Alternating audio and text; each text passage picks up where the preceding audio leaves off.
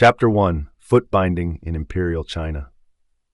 In the intricate tapestry of Chinese history, few practices are as controversial and painful as foot binding. For nearly a millennium, this excruciating custom was considered a hallmark of beauty and social status. Women endured this brutal process, contorting their feet into impossible shapes, all in the pursuit of desirability and respect. In this chapter, we'll explore the origins of foot binding, its cultural significance, and the impact it had on women's lives both during its prevalence and in the modern era. The origins of foot binding. Foot binding didn't just appear out of nowhere. It has roots that stretch deep into China's past. The tradition began as a way to signify social status and beauty in Imperial China. This section explores how the practice started and why it became so widely accepted, even among women who suffered through it. The earliest records of foot binding. The practice of foot binding in China is believed to have originated in the Song dynasty around the 10th century. Initially, it was a custom limited to the upper classes, where young girls had their feet tightly bound to achieve the coveted lotus feet. This beauty standard was inspired by a court dancer named Yang Guifei, whose small feet mesmerized the emperor. Over time, foot binding transformed into a widespread societal expectation, transcending class boundaries. By the Ming and Qing dynasties, it was nearly ubiquitous across the nation, viewed as an essential aspect of femininity. The earliest records not only depict foot binding as a symbol of beauty, but also illustrate its connection to social status and marriage prospects, as women with bound feet were considered more desirable and thus more likely to secure a good husband. The influence of poetry and literature in promoting beauty standards. Literature and poetry played a pivotal role in establishing and perpetuating the standards of beauty associated with foot binding. Renowned poets and writers often celebrated bound feet in their works, romanticizing the delicate appearance and the pain endured by women for the sake of beauty. This cultural phenomenon elevated the status of women with bound feet, portraying them as embodiments of grace and virtue. For instance, classical poems frequently included the imagery of lotus feet, invoking admiration while reinforcing the societal norm. By embedding such ideals in artistic expressions, literature not only influenced public perception, but also fortified the psychological hold of foot binding on women. As a result, many women viewed the practice as a mark of elegance and propriety, willing to endure intense pain to conform to an ideal encapsulated in the very fabric of their culture. How foot binding was practiced across different dynasties. The approach to foot binding evolved considerably across the various dynasties in Imperial China. During the Song dynasty, the practice began with the aim of creating extremely small, aesthetically pleasing feet, leading to methods that involved binding the feet of girls as young as 5.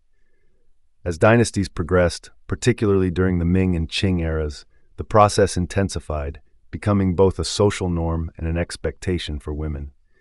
Each dynasty had its distinct methods, with some emphasizing tighter bindings than others and variations in the desired foot shape. These changes reflected the socio-political climates of the times, where the status of women continued to be deeply intertwined with their physical appearance. Despite the harsh realities and the pain that women endured, the practice became deeply embedded in cultural identity, showcasing the grim price of beauty. The role of societal expectations in perpetuating the practice. Societal expectations were fundamental in perpetuating the tradition of foot binding, as they defined women's roles and aspirations within Chinese culture. The pressure to conform was immense, with families often binding their daughters' feet to enhance their marriage prospects, viewing it as a crucial component of raising a proper woman. This expectation was fortified by the belief that small feet signified refinement, delicacy, and morality. Consequently, young girls were socialized to embrace foot binding, which inadvertently perpetuated the cycle of pain and suffering. Many women internalized these ideals, believing that enduring the agony of foot binding was a necessary sacrifice for social acceptance. Even as the practice faced criticism in the late 19th and early 20th centuries, the deeply rooted traditions and societal pressures made it challenging for many to break free from these norms. In this context, foot binding became more than just a cultural practice. It embodied the complexity of gender dynamics in Imperial China. the painful process. Foot binding was not just a simple alteration. It involved a painful and complicated process that could last for years. This section takes a closer look at how young girls underwent this grueling transformation and the physical and emotional toll it took on them. The age at which foot binding typically began. Foot binding in Imperial China typically began when girls were as young as 5 or 6 years old. This early initiation was crucial, as the bones of younger children were still soft and malleable, allowing for easier manipulation into the required shape. Cultural pressure played a significant role in this timing, as families believed that by binding their daughters' feet at such an early age, they would enhance their prospects for marriage and improve social standing. The process was often a family affair, with mothers or grandmothers carrying out the binding. The hope was that these young girls would grow into women with perfectly small feet, known as lotus feet, which were romantically idealized and seen as a reflection of beauty and grace. However, this posed a grim reality, as the binding process would not only determine their futures, but also mark their childhood with pain and suffering. Step-by-step overview of the foot binding procedure. The foot binding process consisted of several stages, starting with soaking the feet in a mixture of herbs and animal blood to soften the skin. Once softened, the toes were forcibly bent downwards and tightly wrapped with cloth strips, beginning a process that could last for many years. Initially, only the toes were bound, but as the process continued, the entire foot would be compressed and reshaped. Each layer of cloth was wrapped to create substantial pressure, preventing natural growth. As the years went by, this binding would lead to significant alterations in foot shape, with the ultimate goal of achieving a foot length of around 3 inches. These steps were repeated periodically, causing gradual yet severe deformation, ensuring that the foot remained constrained and small as the girl grew into womanhood. Common injuries and health issues resulting from the practice. The physical toll of foot binding was immense, leading to a host of injuries and health complications. Many women suffered from severe pain, infections, and deformities, including bunions and broken bones that never fully healed. The constriction hindered natural movement, often resulting in difficulty walking and chronic pain throughout their lifetimes. Affected women also experienced challenges, such as malnutrition, as their ability to walk was severely impaired, limiting their daily activities. In many cases, the lack of mobility confined them to their homes, further exacerbating their health problems. This practice not only affected their physical well-being, but also impacted their mental health, creating a cycle of pain and vulnerability among those who endured it. The psychological impact on women enduring foot binding. The psychological effects of foot binding were profound and pervasive. Many women internalized the cultural ideals surrounding small feet, associating them with beauty, worth, and social acceptance. However, this belief system often left them feeling trapped and marginalized, enduring pain for the sake of societal standards. Additionally, foot binding could lead to feelings of inadequacy and depression among women who struggled with the deformities that resulted from the practice. The confinement often resulted in a loss of autonomy, depicting their lives as being dictated by societal expectations that prioritized appearance over personal health. This strangling influence shaped their identities, leaving emotional scars that lasted long after the practice itself had faded into history. Cultural significance and symbolism. The beauty of foot binding was intertwined with the very fabric of Chinese culture. To many, it was a sign of grace and refinement, while for others it represented the constraints of patriarchal society.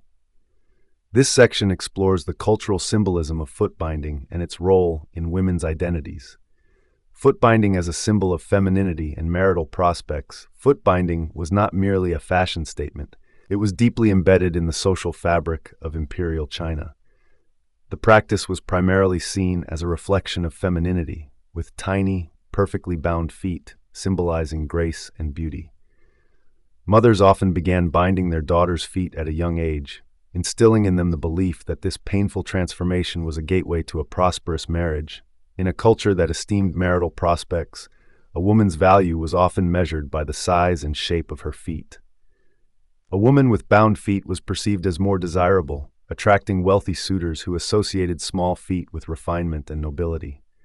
Thus, foot binding became a rite of passage that dictated a woman's social standing, reinforcing traditional gender roles and expectations.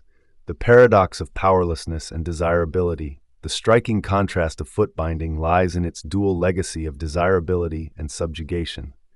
While women who underwent this painful ritual were admired for their small feet, they simultaneously experienced profound physical limitations. The act of binding reinforced their dependence on male family members, as many women struggled to walk unassisted. This paradox illustrates a broader commentary on women's roles in society.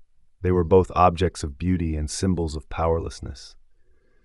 While binding their feet may have been a path to societal acceptance, it ultimately restrained their autonomy. The pursuit of beauty thus became a complex negotiation of individual desire versus cultural expectation, highlighting the intricate dynamics of gender throughout Chinese history. How foot binding affected social class dynamics. Foot binding was not merely a uniform practice across all social classes. It held different meanings and implications based on one's status.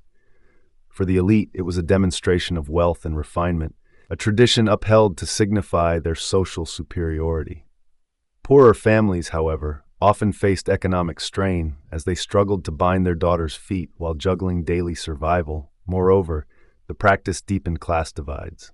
Poor women who underwent this painful procedure were often less able to secure advantageous marriages due to their family's lower status, contrasting sharply with the wealthier women whose bound feet signified affluence. Over time, foot binding became a distinguishing factor, showcasing the stark realities of social hierarchy in China. Art and literature reflecting foot binding's significance. Foot binding permeated Chinese art and literature, where it was often immortalized as a representation of beauty and cultural identity. Artists depicted bound feet in paintings, emphasizing the aesthetic allure and delicate nature of the tradition. These artworks served to glorify the practice, embedding it further into cultural consciousness. Literature, too, reflected society's fascination with foot binding.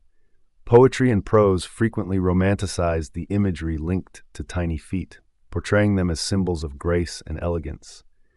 However, within these artistic expressions, one can also discern critical reflections on the pain endured by women. As such, art and literature became platforms for exploring the complexities of this profound tradition, and celebrating its beauty while simultaneously questioning its implications. The decline of foot binding. As the world changed, so did attitudes towards foot binding. This section looks at the forces that led to the decline of this age-old tradition, including social reforms and changing perspectives on women's roles. The impact of Western influence and ideas. By the late 19th century, Western influence began to seep into Chinese society, challenging traditional norms, including the cruel practice of foot binding. Western visitors and missionaries expressed horror at the sight of bound feet, viewing the practice as barbaric and a symbol of female oppression. This perspective ignited conversations that questioned the ideology surrounding women's roles in society. As Chinese intellectuals were introduced to Western philosophies of feminism and human rights, a growing sentiment arose that advocated for women's liberation. The Western ideals of individualism and physical autonomy resonated with reformers who began to publicly denounce foot binding. By juxtaposing the traditional values of beautifying women through suffering against the backdrop of modernity and equality, a strong movement against this practice began to take shape. Activism against foot binding in the late 19th and early 20th centuries. The late 19th and early 20th centuries saw the emergence of active campaigns against foot binding led by various reformers. Pioneers like the poet Chu Jin took notable stands, promoting women's rights and the idea that true beauty should not be synonymous with pain. Activism took various forms, from essays and poems to organizing protests. Organizations sprang up advocating for the cessation of foot binding, and public awareness campaigns painted the practice as an impediment to women's education and social progress. The cultural shift started to gain momentum, creating a rift between traditionalists and reformers, ushering in a new societal outlook focused on empowerment and well-being. legislation, and government efforts to end the practice. As the anti-foot binding movement gained traction, government officials began to recognize the need for legislative action. In the early 1900s, the Qing dynasty, under pressure from reform-minded groups, implemented laws that sought to curtail the practice. By 1912, under the newly established Republic of China, foot binding was officially banned. This legislation, while progressive, faced backlash from traditionalists who viewed the ban as a violation of cultural customs. However, as attitudes began to shift and a new generation of women entered society, the enforcement of these laws started to take hold, leading to a gradual decline in foot binding practices across the country. The legacy of foot binding in modern China. The legacy of foot binding continues to cast a shadow over modern China, serving as a historical reference point for discussions about women's rights and body image. While the practice itself is now virtually extinct, its memories invoke strong feelings about the societal expectations placed on women, particularly regarding beauty and value.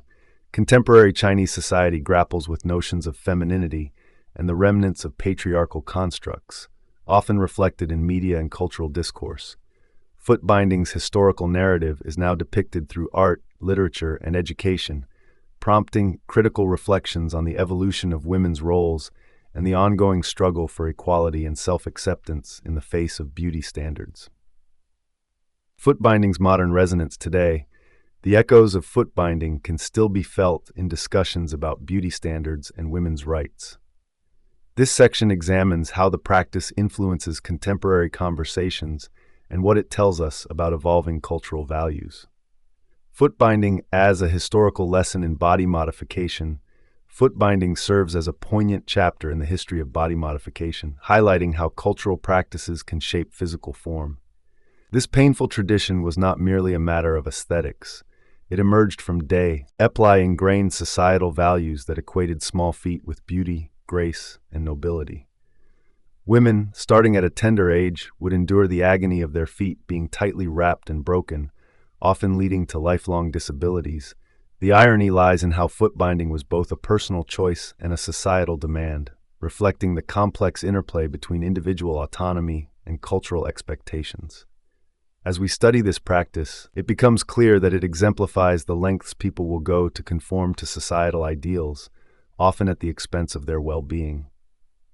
In a modern context, it provokes questions about how far current beauty standards may push individuals today, reminding us that the quest for acceptance can sometimes come with drastic consequences. The relevance of foot binding in discussions about beauty today. Foot binding resonates in contemporary conversations around beauty standards, especially as discussions about body positivity gain traction.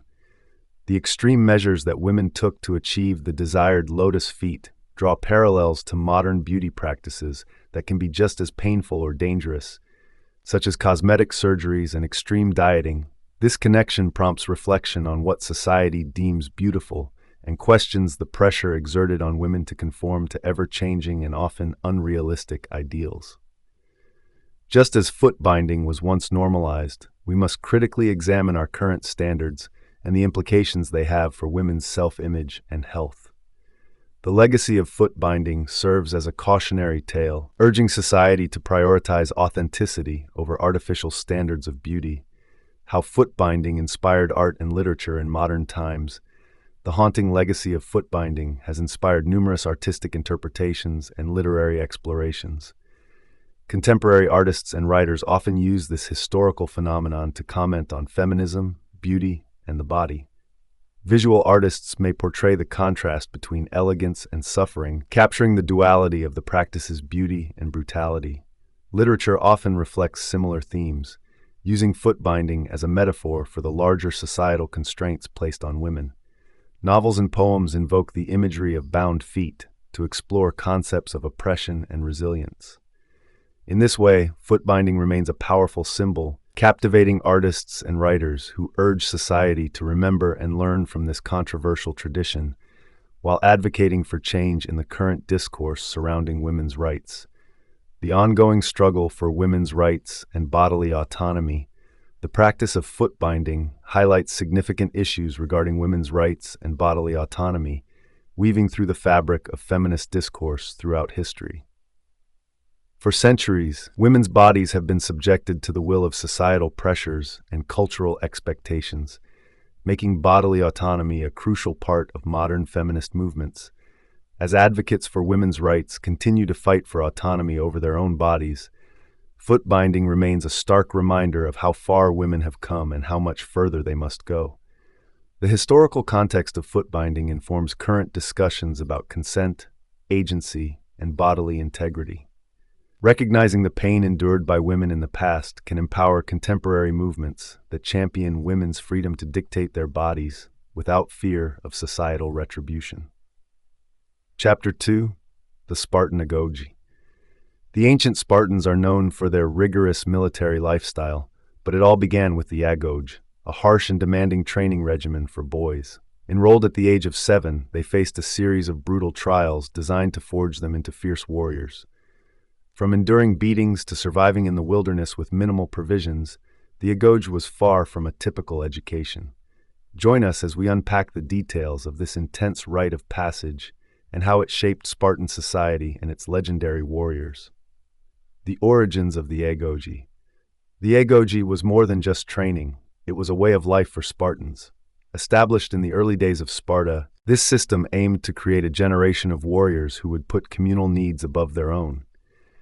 The origins of this rigorous program lie in Sparta's unique socio-political landscape, where strength and discipline were paramount for survival. Sparta's military focus. Sparta's geographical and cultural landscape was uniquely shaped by a relentless emphasis on military prowess. Nestled in the rugged terrain of Laconia, the Spartans recognized that their survival depended heavily on well-trained warriors. As a result, the Agoge emerged as a critical component of Spartan society, ensuring that boys were molded into fierce soldiers from an early age. This military focus made the Agoge not just an educational program, but a societal necessity.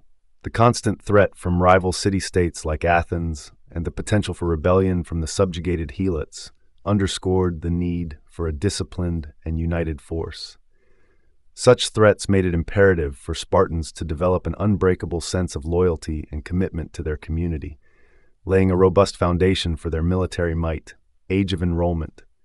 The journey into the Agoge began as early as the age of 7, marking a pivotal moment in a boy's life. From this tender age, Spartan children were taken from their homes and thrust into a system that demanded unwavering dedication and resilience.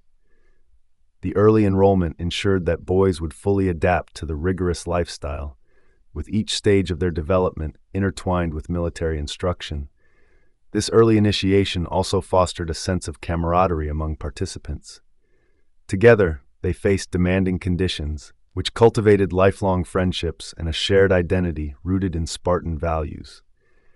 The Agoge was not merely a training regimen. It was a rite of passage that shaped boys into the elite warriors Sparta was renowned for, instilling traits that would last a lifetime. Education and discipline. Within the Agoge, discipline was of paramount importance, transcending mere combat training. Boys were taught the values of self-control, respect, and teamwork, all of which were vital for functioning effectively as part of a military unit. The harsh environment of the Agoge served as a crucible for developing steadfast character and resilience. Lessons extended beyond physical training, instilling a profound loyalty to Sparta that required boys to prioritize the community over individual desires. Through rigorous tasks and challenges, the Agoge fostered a fierce sense of unity, ensuring that each Spartan was not only prepared for warfare, but also committed to upholding the glory of their city-state. This unique educational approach contributed to the distinct identity of Spartan society and its legendary military capabilities, raising the next generation. The overarching aim of the Agoge was to cultivate the next generation of Spartan warriors who would carry forward the legacy of bravery and strength. This program ensured that each boy, molded by challenging trials, was more than just a soldier. He was a guardian of Spartan values and traditions. The rigorous nature of the Agoge instilled a deep sense of responsibility, as every participant understood his role in preserving the Spartan way of life. The impact was profound, with many graduates of the Agoge becoming celebrated figures in Spartan history, famed for their military prowess and resilience. This system created a continual cycle of strength, ensuring that Sparta remained a dominant force for centuries. By shaping boys into men of valor through the Agoge, Sparta achieved an unparalleled military culture that has fascinated historians for millennia. The harsh training regimen. During the Agoge, boys faced challenges that would harden their bodies and minds. The training regimen included physical exercises as well as endurance tests that seemed cruel by modern standards. This harsh environment was intentionally designed to forge Spartans into unmatched warriors. Physical strain and endurance. The Agoge program subjected Spartan boys to an intense physical training regimen that was both grueling and demanding. Activities like running, wrestling, and weapons training became the foundation of their daily lives. These boys were pushed to their limits, honing their physical agility and strength. The focus on combat skills was paramount, preparing them for the future battlefield. In addition to individual sports, the boys often engaged in group activities that fostered camaraderie and teamwork.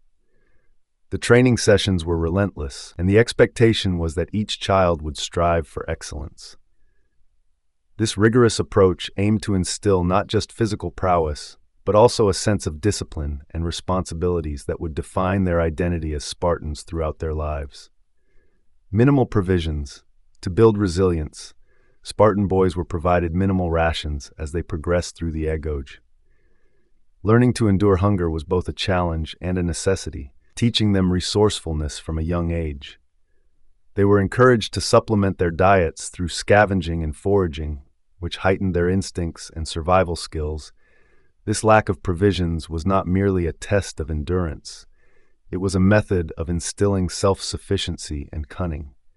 By the end of their training, these boys could navigate the wilderness and adapt to harsh conditions, skills that would serve them well as soldiers in the Spartan army. Enduring beatings. A particularly harsh aspect of the Agoge was the acceptance of physical punishment. Older boys were authorized to beat the younger ones, instilling a brutal rite of passage that tested their limits. This practice was not solely for punishment, but was seen as an essential technique for developing pain tolerance and psychological resilience. Victims of this testing were expected to endure silently, reinforcing the Spartan ideal of suppressing weakness. The brutal conditioning fostered a culture where pain was an expected part of life, and overcoming it was a mark of honor among peers. This painful rite prepared them mentally for the battle ahead, embedding the concepts of stoicism and strength deeply into Spartan identity. Survival tests. As part of their training, boys participated in survival tests that sent them into the surrounding wilderness for extended periods. During these trials, they had to rely solely on their instincts and the basic skills learned throughout their training. The challenges often involved navigating tough terrains and foraging for food. These survival tests served a dual purpose. They sharpened the boys' abilities to survive under pressure while fostering a sense of independence. This experience not only tested their physical limits, but also aimed at building character, as surviving in nature was crucial for future warriors. It was a harsh proving ground that emphasized the importance of adaptability and instinct, qualities fundamental to Spartan warfare. Brotherhood and competition.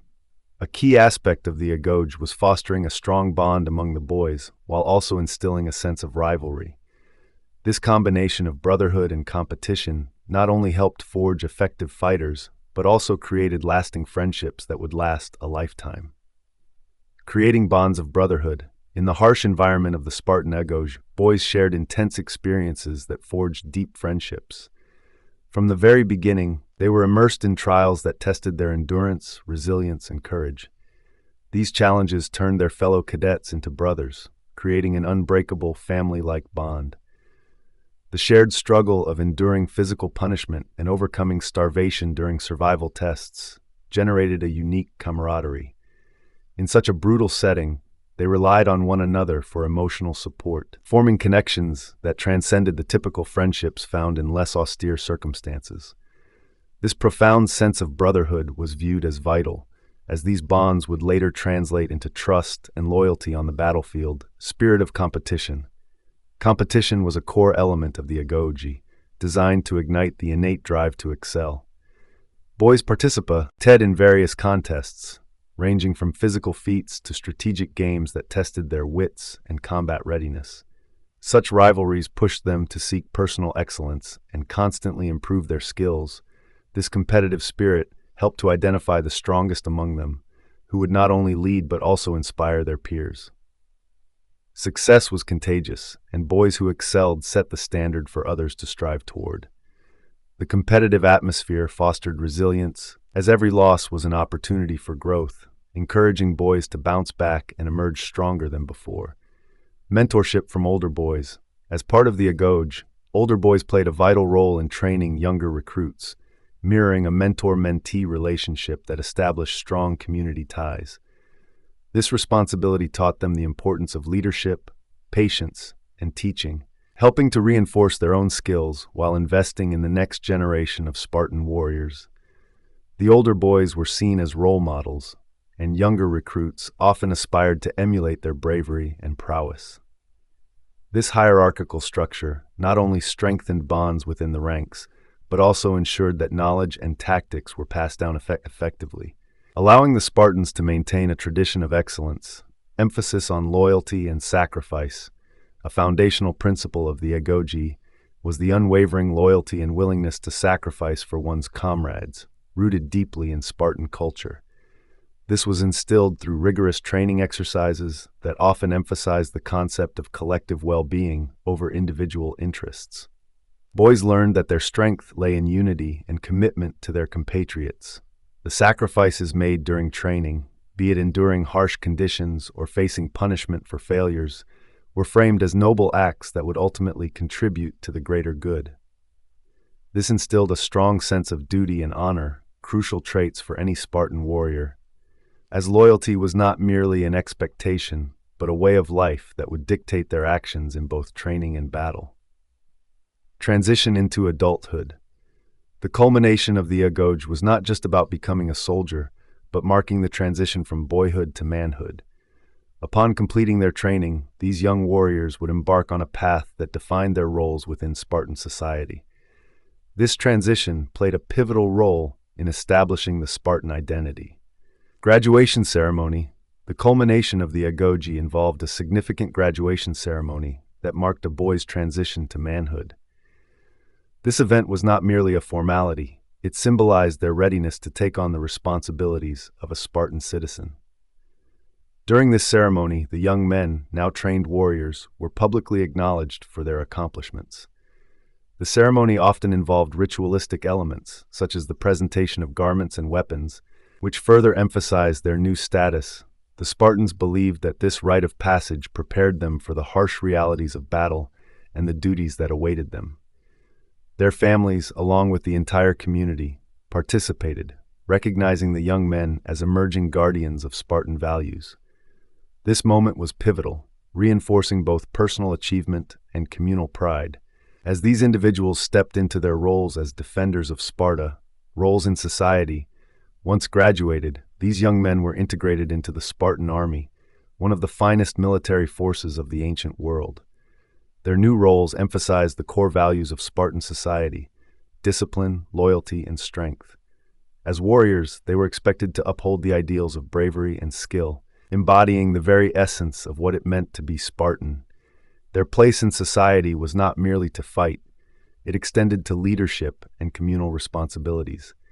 Graduates participated in strategic decisions and had a duty to train younger recruits, ensuring the continuity of Sparta's military excellence. This integration marked a profound shift from boyhood to adulthood, as they now served a higher purpose within the state, solidifying their identities as fierce defenders of their homeland, continued loyalty to the state. After completing the Agoge, loyalty to Sparta was not just encouraged, it was mandatory. Graduates were instilled with a fierce sense of duty to their state, placed above personal interests. This unwavering commitment to Sparta defined their very existence. They followed the motto, "Come back with your shield or on it," emphasizing that surrender was not an option.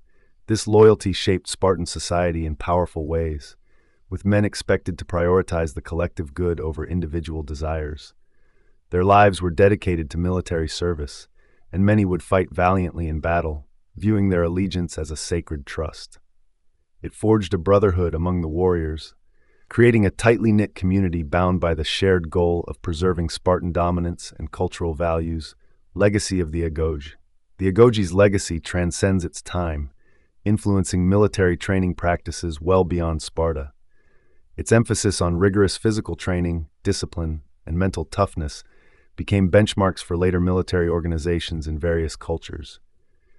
The methods originated from the Agoge, such as endurance training and team cohesion, resonated throughout ancient warfare. Furthermore, the values instilled through the Agoge, like loyalty and sacrifice, continued to shape military ethos across centuries. Many modern military academies still reflect aspects of the Spartan training model, demonstrating that the principles developed in ancient Greece continue to impact contemporary military strategies. The Agoge was more than a training program. It was an enduring legacy of Spartan identity and military acumen. The lasting impact of the Agoge.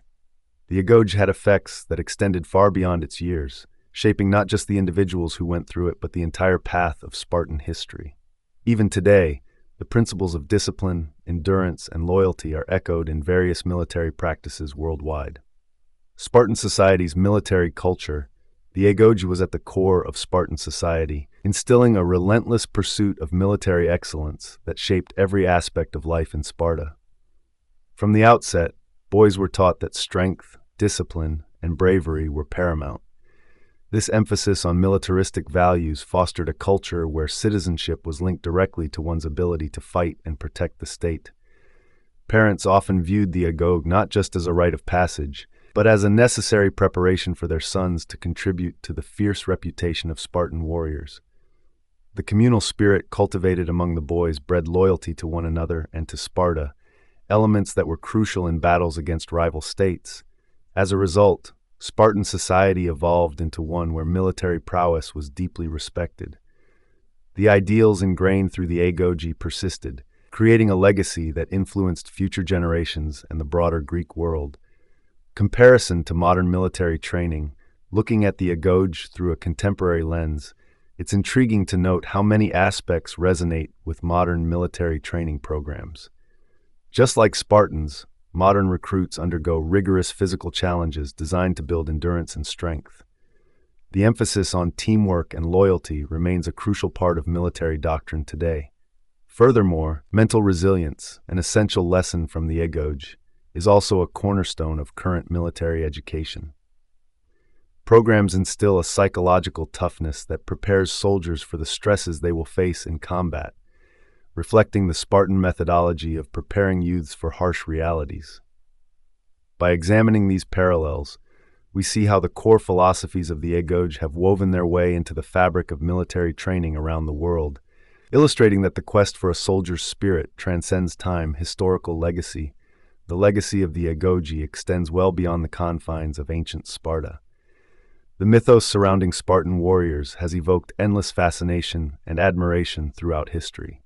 Writers, philosophers, and historians have noted their unparalleled discipline and effectiveness as soldiers, often romanticizing their lifestyle. This legend of the Spartans, heavily influenced by the teachings of the Agoge, has inspired countless works of literature and film. The idea of the Stoic warrior, trained from an early age to embrace hardship, has fascinated generations and continues to shape the narratives of heroism. The Agoge's impact is clear. It established a paradigm of excellence that transcended mere military training, embedding itself in the annals of history as a symbol of peak human performance and dedication, enduring fascination. The Agoge captivates not just historians and scholars, but also martial artists and those interested in personal development. Its rigorous frameworks of discipline and commitment are often seen as ideal qualities for modern practitioners of various fighting arts. Training regimes inspired by the Agoge can be found in many schools of martial arts, where focus on both physical and mental endurance resonates strongly. The practices endured by Spartan boys serve as a benchmark for individuals seeking to push their limits. Moreover, the Agoge represents a profound commitment to personal and communal values, enticing those who yearn for a deeper understanding of Spartan ideals. This bond between past rituals and contemporary pursuits keeps the spirit of the Agoge alive, ensuring its legacy endures in modern culture. Chapter 3: Mummification of Buddhist Monks, Sokushinbutsu. In a tradition that merges spirituality with the physical body, some Japanese Buddhist monks chose the path of Sokushinbutsu, self-mummification. This profound commitment to their faith involved a meticulously practiced regimen of self-denial and meditation, leading to their death. This chapter examines the motivations behind such an extreme act, the steps involved, and the spiritual beliefs that led these monks to seek enlightenment beyond life itself. The spiritual journey behind Sokushinbutsu. The journey towards Sokushinbutsu is deeply spiritual, rooted in the quest for enlightenment and transcendence. This section dives into the motivations that drive monks to pursue such an intense form of self-discipline, exploring their beliefs about life, death, and the afterlife. A search for enlightenment. The concept of enlightenment is foundational in Buddhism, representing a state of ultimate understanding and liberation from the cycle of birth and death. For those monks who chose the path of Sokushinbutsu, the pursuit of enlightenment was not just theoretical. It was a tangible goal embodied through extreme discipline and sacrifice. These monks sought to transcend their physical forms, believing that by mummifying themselves they could attain a higher spiritual state. This process was viewed as a rite of passage, allowing them to demonstrate their commitment to investing their lives in spiritual devotion. In their minds, the act of self-mummification was akin to achieving a physical manifestation of enlightenment. By choosing to bypass the usual death process, they aimed to align their physical existence with their spiritual aspirations. They engaged in rigorous training, both mentally and physically, preparing themselves to face the finality of death while deeply entrenched in meditation and prayer. This daunting journey toward enlightenment illustrates just how far these monks were willing to go to embrace their spiritual beliefs. Belief in reincarnation and karma. The doctrines of reincarnation and karma play crucial roles in the motivations behind Sokushinbutsu. These monks believed that actions in this life directly impact future incarnations, creating a moral fabric that transcends mere existence. By self-mummifying, they hoped to cultivate good karma, which would not only benefit their own souls but also elevate the spiritual state of their community. Every action was seen as an opportunity to accumulate merit, foundational to the Buddhist view of life's cyclical nature. Through mummification, they aimed to eliminate any remaining eye attachments, thus preparing themselves for their next incarnation. This belief firmly placed self-mummification as a noble endeavor, intertwining personal sacrifice with the greater cosmic order of the universe. Monks' desire to inspire others. Monks practicing Sokushinbutsu also held a profound desire to inspire others through their extraordinary commitment. Their actions were seen as a powerful testament to the depths of dedication and faith. By self-mummifying, they aimed to set an example for fellow practitioners, demonstrating that true enlightenment demands immense sacrifice and unwavering resolve. These monks believed their transformation would serve as a source of inspiration for future generations. Their mummified bodies became icons of spiritual perseverance, encouraging others to explore their own paths toward enlightenment. Such extreme acts were viewed as a way to communicate the very essence of Buddhist teachings, showcasing the heights one could reach through discipline and faith. Connection to ascetic practices in Buddhism. The tradition of Sokushinbutsu is deeply connected to broader ascetic practices within Buddhism, where self-denial and austerity are emphasized. Monks who opted for this route often underwent a rigorous lifestyle filled with fasting, meditation, and physical hardships, all aimed at purifying body and mind. This ascetic discipline mirrors the teachings of the Buddha, who advocated for the relinquishment of earthly desires and attachments. By embracing extreme austerity, these monks demonstrated a profound commitment to the Buddhist path, seeking to transcend physical limitations. Their journey goes beyond mere survival. It is an embodiment of their spiritual beliefs and a radical interpretation of asceticism within their religious context. In doing so, they aim to achieve a higher state of consciousness that would resonate with their fundamental beliefs about life, death, and the subsequent rebirth. The rigorous self-discipline required, self-mummification, isn't something that happens overnight. Monks must dedicate themselves to a strict regimen of diet and meditation. This section covers the tough routines and sacrifices they make to prepare for their final act. A gradual diet change to lose body fat. The first step in the self-mummification process begins with a significant alteration of the monk's diet. Monks would gradually reduce their food intake, transitioning to a strict regimen that primarily consisted of nuts, seeds, and certain herbal teas. This deliberate choice was not merely for weight loss. It aimed to purge the body of fat, making the eventual mummification more feasible. The monks believed that by minimizing their corporeal form, they could cultivate a deeper spiritual connection with their inner selves. This dietary shift was challenging, both physically and mentally. Monks had to endure constant hunger pangs while adhering to the belief that their sacrifices were investments in their spiritual enlightenment. The rigorous focus on their diet transformed their relationship with food, allowing them to see it as a temporary necessity rather than a source of pleasure. Intensive meditation practices alongside dietary changes. Intensive meditation became a cornerstone of the preparation for self-mummification. Monks engaged in prolonged sessions of meditation, enduring hours of contemplation. This practice was intended not only to strengthen their minds, but also to prepare their spirits for the transition from life to death. Through meditation, these monks sought to transcend their physical existence, channeling their energies inward while gaining profound insights into the nature of life and death.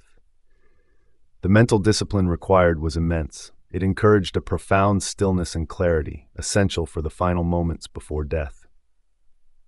This spiritual focus was believed to foster detachment from the physical world and the ego, allowing them to embrace their fate with peace and acceptance. Physical exercises to strengthen the mind. Physical exercise was an integral part of the self-mummification process as well. Monks often practiced rigorous physical activities, including yoga and other forms of martial arts. These exercises were not just about maintaining fitness. They served a dual purpose by also enhancing mental resilience. Through these practices, monks trained their bodies to endure pain and hardship, which further prepared them for the ultimate act of self-denial. The strenuous activities emphasized the connection between body and spirit, underscoring the belief that a strong body supported a strong mind. This holistic approach to preparation ultimately aimed to unite physical endurance with spiritual strength as they approached their final days. Long periods of isolation. To fully immerse themselves in their spiritual journeys, monks often isolated themselves from the outside world. This seclusion was crucial, allowing uninterrupted time for contemplation, meditation, and reflection. By removing distractions from their daily lives, they could focus solely on their inner thoughts and spiritual growth.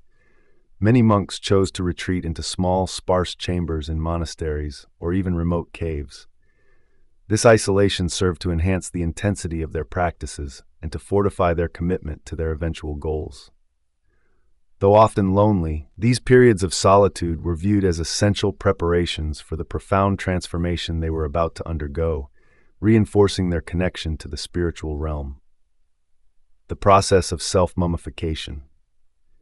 The actual act of self-mummification is a complex and ritualized process. This section explains the methods used by monks to achieve mummification, the ceremonies surrounding their deaths, and what happens afterward. The final stages of self-denial, the process of self-mummification, or sokushin butsu, requires monks to undergo rigorous self-denial, which is pivotal to achieving their spiritual goal. In the months leading up to their death, these monks follow a strict regime of fasting, limiting themselves to minimal food, often just nuts, seeds, and pine needles. This intense discipline isn't merely about deprivation, it is also coupled with deep meditation, allowing them to transcend physical pain and embrace their eventual demise. As they progress deeper into their practice, these monks completely remove food from their diets, preparing their bodies to enter a state of eternal meditation.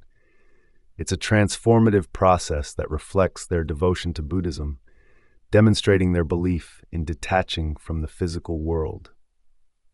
This phase culminates with the monk choosing the final resting place, often within a temple or a dedicated mound, as a sacred spot to achieve a higher state of existence. Use of special herbs and oils. In addition to extreme fasting, monks employ the use of specific herbs and oils to aid in the mummification process. Certain natural substances are believed to possess preservative properties, thus playing a crucial role in their afterlife journey. For instance, they use camphor, a fragrant substance which is known to inhibit decay. This transforms their mummified bodies into relics associated with spirituality and reverence. The application of these substances is often ritualistic, reflecting the monk's commitment to his spiritual path. By layering their bodies with such oils, they believe they are preparing a vessel that will carry their essence into the next life. This process is seen not just as preservation, but as a way to elevate their spirituality, ultimately creating a powerful bridge between the living and the spiritual realms. The burial process and rituals involved, once they reach the final stage of their journey, the burial process is imbued with profound ritual significance. The body, after being preserved, is typically interred in a sealed tomb or within a large stone, symbolizing the monk's ultimate retreat from the physical world. Ritual ceremonies accompany this process, involving chants and prayers from fellow monks, reinforcing the communal aspect of their belief as they honor the deceased's commitment. As part of the burial, specific sigils and symbols might also be inscribed, emphasizing the monk's achievements in life and the sanctity of their spiritual path. Following the interment, these tombs often become sites of pilgrimage, where devotees come to pay their respects, further demonstrating the ongoing influence of these monks long after their physical forms have disappeared from the world. Traditions surrounding the preservation of their bodies. After the mummification, various traditions emerge regarding the preservation and veneration of the monks' bodies. In many cases, these mummified remains are displayed in temples, serving as eerie reminders of their dedication and an inspiration for the living.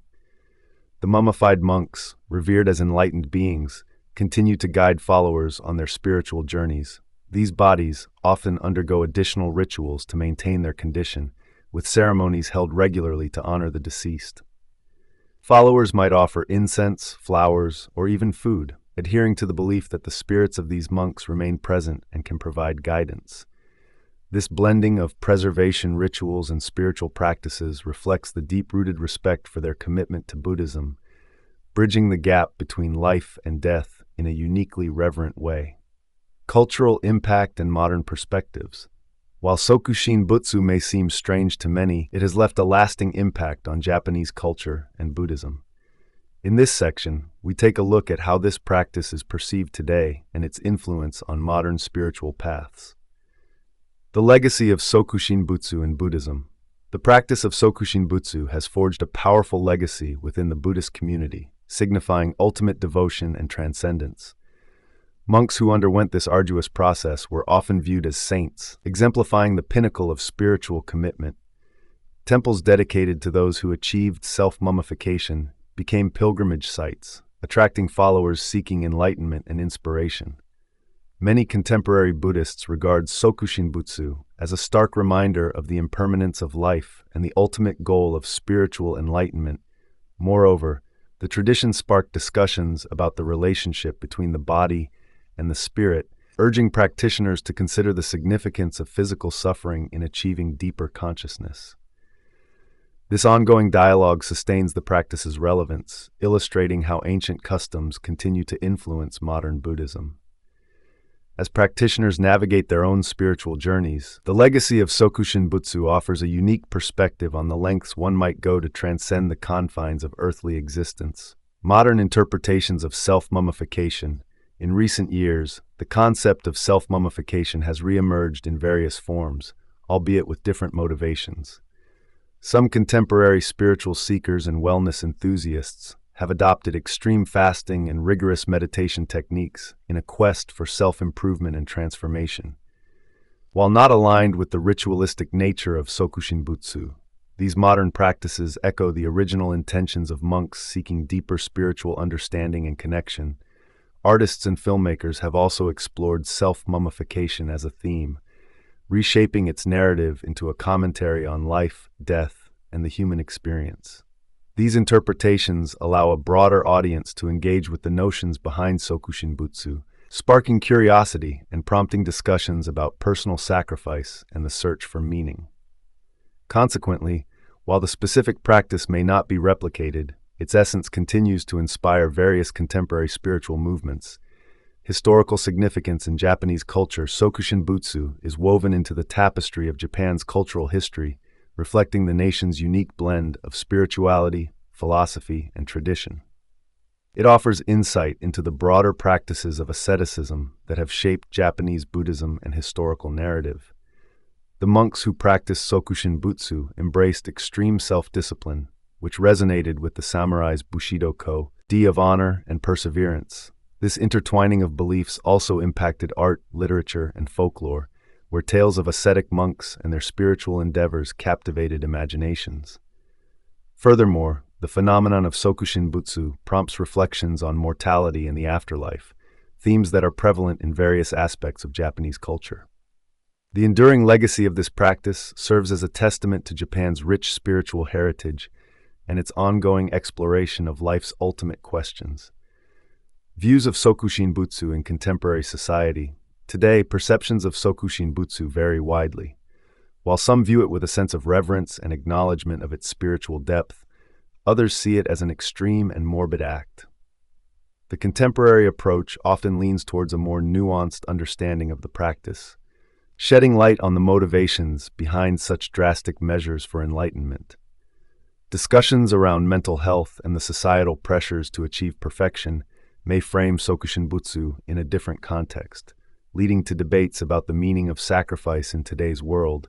Furthermore, as global awareness of diverse cultural practices increases, many express a newfound appreciation for the traditions of Sokushinbutsu, emphasizing the importance of respect and understanding towards ancient beliefs. In an era marked by rapid change, the conversations surrounding this peculiar tradition invite society to consider the broader implications of spiritual devotion and the quest for meaning in life. Chapter 4: Endocannibalism in the Amazon and Papua. In some indigenous cultures of the Amazon and Papua, death is not the end, but a transition, and what better way to honor the deceased than by consuming them? This practice, known as endocannibalism, involves the ritualistic eating of loved ones as a means of preserving their spirit within the community. In this chapter, we will explore the cultural beliefs surrounding this practice, the meaning of death within these societies, and the moral complexities that arise from such traditions. Understanding endocannibalism. Endocannibalism can be a tough concept to wrap your head around. It's not just about eating the deceased. It's about love, respect, and a deep connection with those who have passed.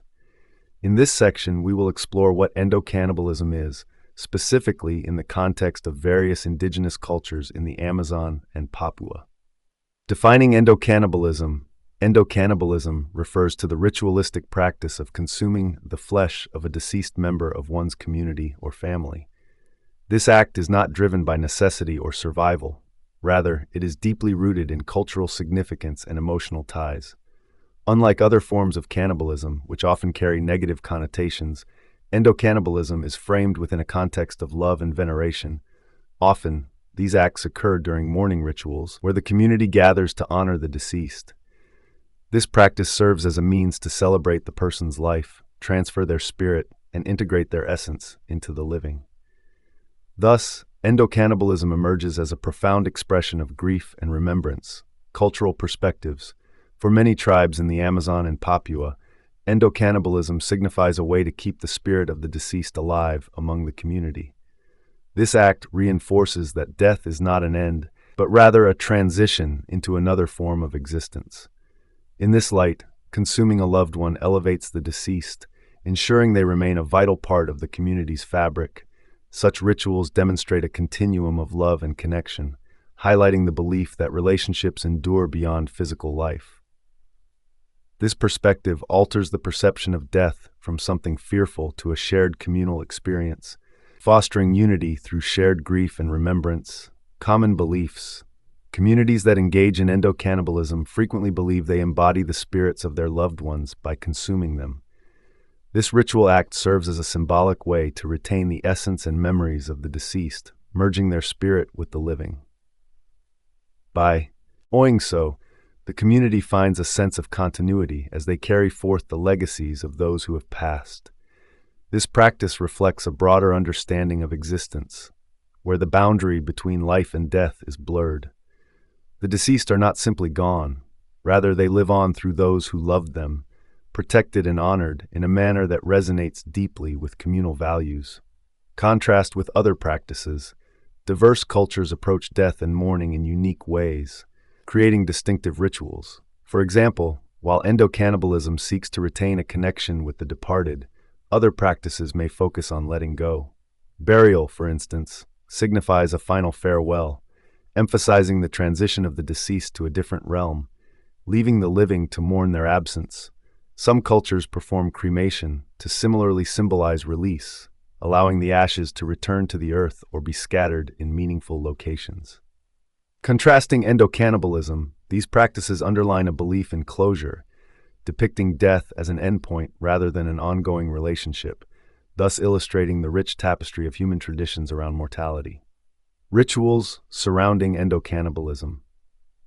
The act of consuming the deceased goes beyond just the physical act of eating.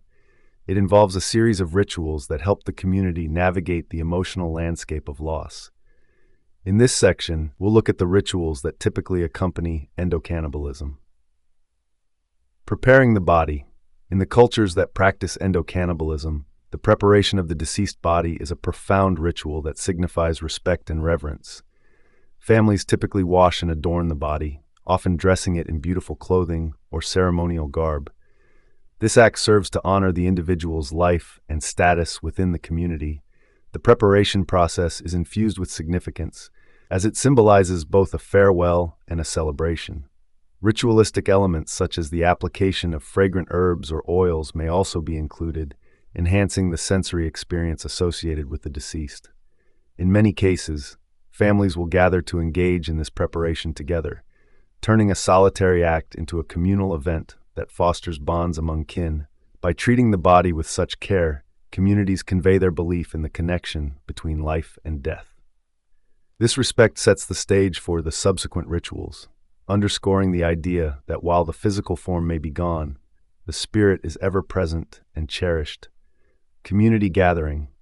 The communal gathering following the death of a loved one is a critical aspect of the endocannibalism ritual. Friends and family come together, often sharing memories, stories, and anecdotes about the deceased, reinforcing their collective identity. This ceremony not only honors the individual, but also serves a crucial psychological function. In sharing experiences, participants engage in a healing process, allowing for communal grief and support. Laughter, tears, and affectionate recollections intertwine during this time, showcasing the duality of mourning and celebration. The gathering is more than just a preparation for the actual consumption. It is a reaffirmation of community bonds and an acknowledgement that the deceased's spirit will continue to live among them. This collective remembrance greatly aids in easing the pain of loss, providing a shared pathway toward recovery. The actual consumption. The actual consumption of the deceased can take various forms, depending on the community's customs and beliefs.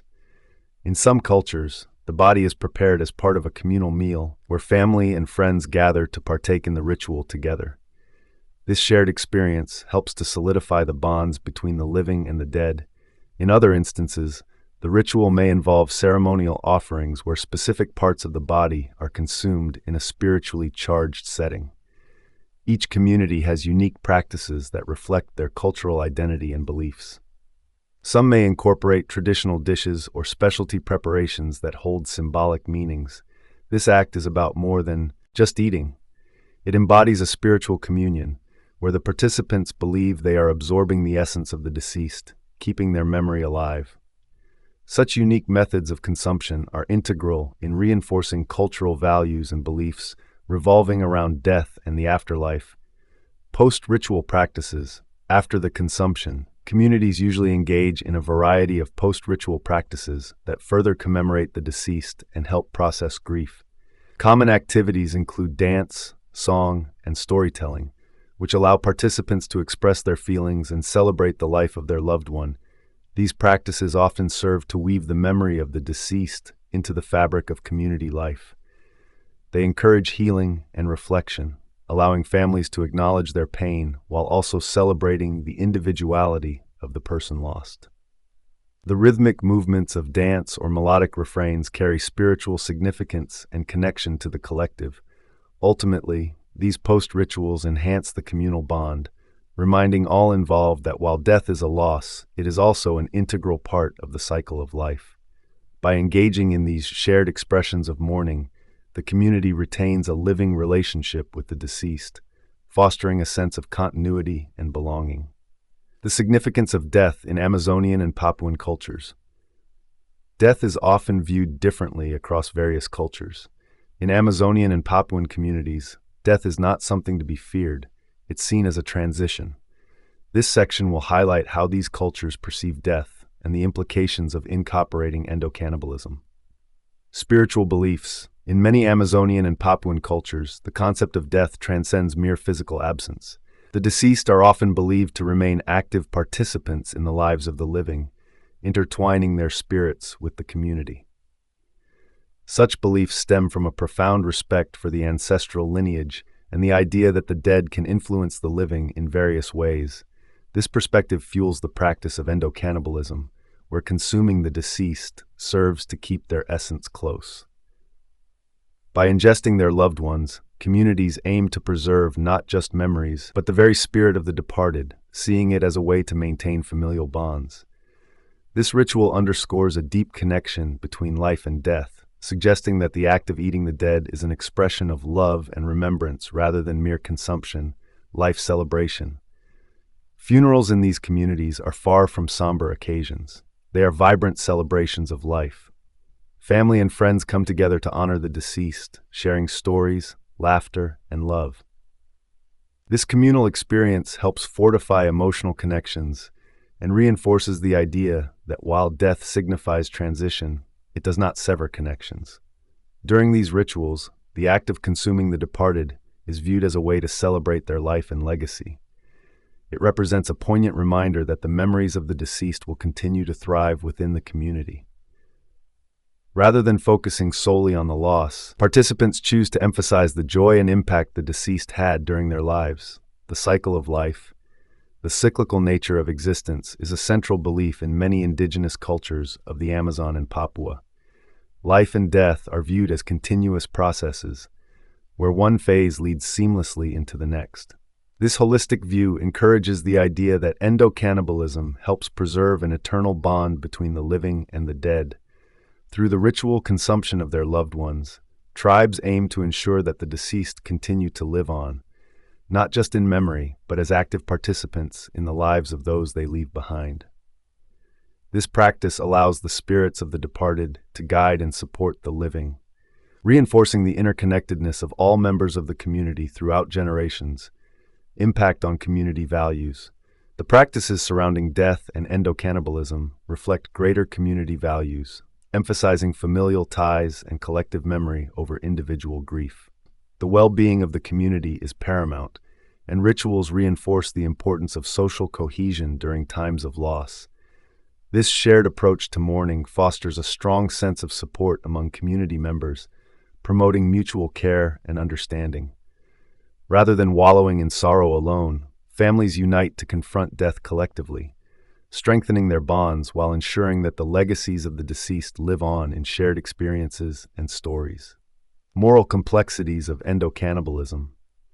While endocannibalism may hold significant meaning within its cultural context, it also raises complex moral questions.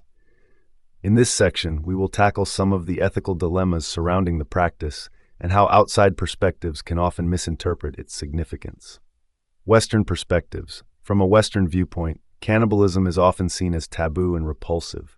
The very thought evokes strong reactions rooted in cultural norms that condemn the practice. This perspective can lead to misunderstandings and misinterpretations of the cultural significance behind endocannibalism. To the people of the Amazon and Papua, consuming the deceased is not an act of savagery, but rather a profound ritual that honors life and the bonds that transcend death. When outsiders witness or learn of these practices, they might interpret them through a lens of horror or disgust, failing to appreciate the intricate belief systems that motivate such actions. This disconnect highlights a fundamental challenge: understanding the deep significance of life and death in cultures vastly different from one's own. Bridging this gap requires respect and a willingness to explore beyond surface-level judgments. Consent and autonomy. One major ethical dilemma surrounding endocannibalism is whether the deceased consented to such a practice. In many indigenous cultures, this consent is often implied through cultural norms and established traditions. For those within the community, it's understood that their participation in the ritual is a way to honor the deceased, maintaining their spirit among the living. However, for outsiders, this concept may seem elusive and hard to grasp.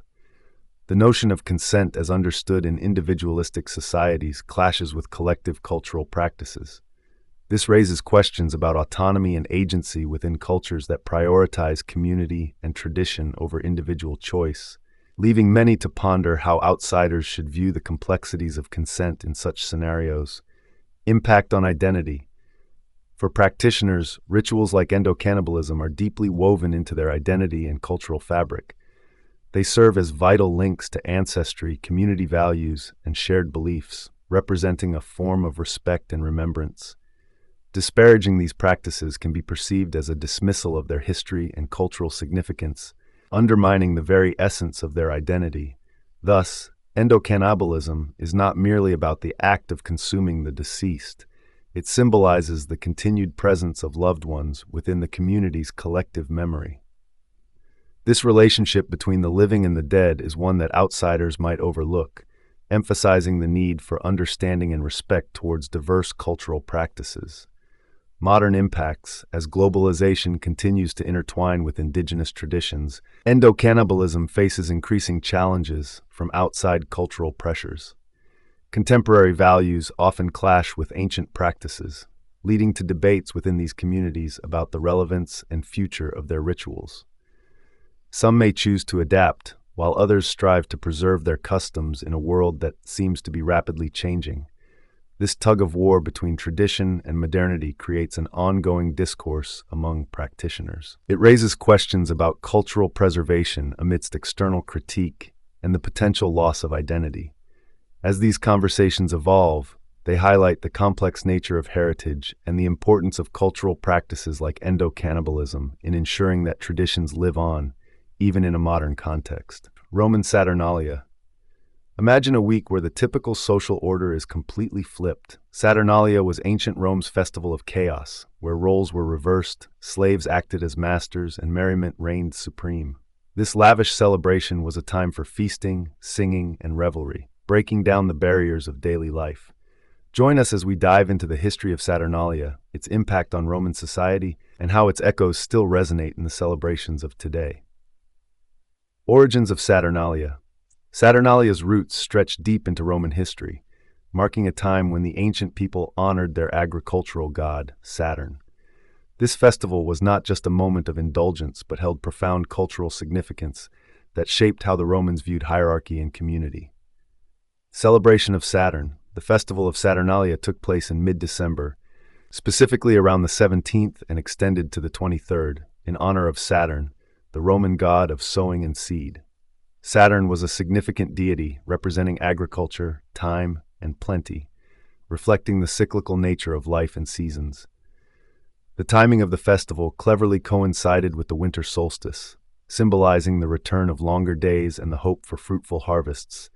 This holiday honored the agrarian roots of Roman society, where a successful harvest was not just essential for survival, but also a source of joy and community celebration. As people gathered to honor Saturn, they acknowledged their dependence on the land and the bounty it provided. The festivities were rich with offerings, feasting, and merriment, emphasizing gratitude toward the god for the abundance that sustained them through the year. Historical foundations. Initially, Saturnalia was celebrated as a single-day festival, showcasing the Romans' desire to honor their agricultural systems and acknowledge the impact of bountiful crops. As time passed, the festival evolved, gradually expanding to a week-long celebration, eventually becoming one of the most beloved holidays in ancient Rome. This transformation reflected the increasing wealth of the Roman Republic, as citizens increasingly sought opportunities for joy and communal bonding. The addition of games, theatrical performances, and public banquets made Saturnalia a spectacular event that engaged all layers of society, transforming the typically serious Roman lifestyle into one of revelry and enjoyment. Rituals of reversal. A defining feature of Saturnalia was the practice of role reversal, where social norms were turned upside down. Throughout the festivities, slaves were given a reprieve from their duties and could dine alongside their masters. This temporary emancipation allowed them to partake in the joy and chaos of the season without fear of punishment. This whimsy served as a form of social commentary, illustrating the deeply ingrained class structures that dominated Roman life. The spirit of equality, albeit brief, prompted a sense of camaraderie and mutual respect, allowing participants to celebrate their shared humanity, albeit for a fleeting moment. Social bonds. Saturnalia was crucial in strengthening social bonds within the community, providing an opportunity for all strata of society to mingle and celebrate together. It emphasized unity, joy, and festivity, contrasting sharply with the rigid hierarchies of daily Roman life. The festival facilitated interactions across different social classes, fostering friendships and alliances that might not have been possible otherwise. As families and friends gathered to share meals and exchange gifts, Saturnalia became a time of warmth and connection, reinforcing communal ties and establishing a sense of belonging that resonated well beyond the festivities. Celebratory practices. During Saturnalia, the air was filled with laughter and joy as Romans participated in numerous lively activities that defined the festive spirit of this occasion. These practices were as much about fun as they were about community, and mirroring a rare equality. Feasting and merriment. Rich feasts were a hallmark of Saturnalia, transforming the everyday into the extraordinary. Romans gathered in homes and public squares to indulge in lavish banquets filled with delicious foods and abundant drinks, reflecting the wealth and generosity of the season. Tables overflowed with roasted meats, pastries, and fruits, becoming a centerpiece of joy and indulgence.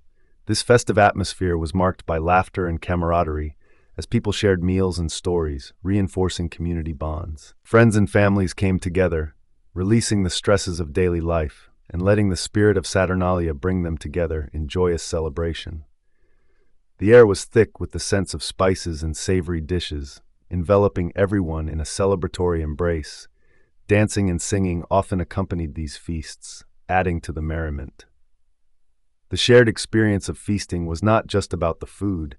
It symbolized a break from the norm, fostering unity among the participants and creating memories that lasted well beyond the festival itself. Gifts and greetings. Gift-giving played a delightful role in the festivities of Saturnalia. Romans exchanged small tokens, often simple gifts like candles, pottery, or figurines, symbolizing affection and goodwill. This tradition fostered a sense of togetherness and joy, reinforcing the spirit of the season. The exchange of gifts further blurred class distinctions. Both the rich and poor participated in this warm-hearted practice. Greetings filled the air, with shouts of "Io Saturnalia," indicating a shared entreaty for mutual happiness and peace. This practice not only spread joy, but also carved out a space for goodwill amidst the otherwise structured Roman society. Ultimately, these small gestures reinforced community ties and left lasting impressions of kindness, showcasing a period when generosity transcended social status. Even if just for a week. Public games. Public games were a vibrant highlight during Saturnalia, serving to entertain and unite the diverse citizens of Rome. These competitions featured everything from athletic contests to humorous performances, encouraging participation from all walks of life, regardless of social rank. The events typically took place in public arenas where families and friends gathered to watch and cheer. They not only provided a break from usual daily roles, but also fostered a rare sense of equality, blurring the lines that separated classes. A once subservient individual could cheer for a favorite competitor, sharing the same excitement as a patrician.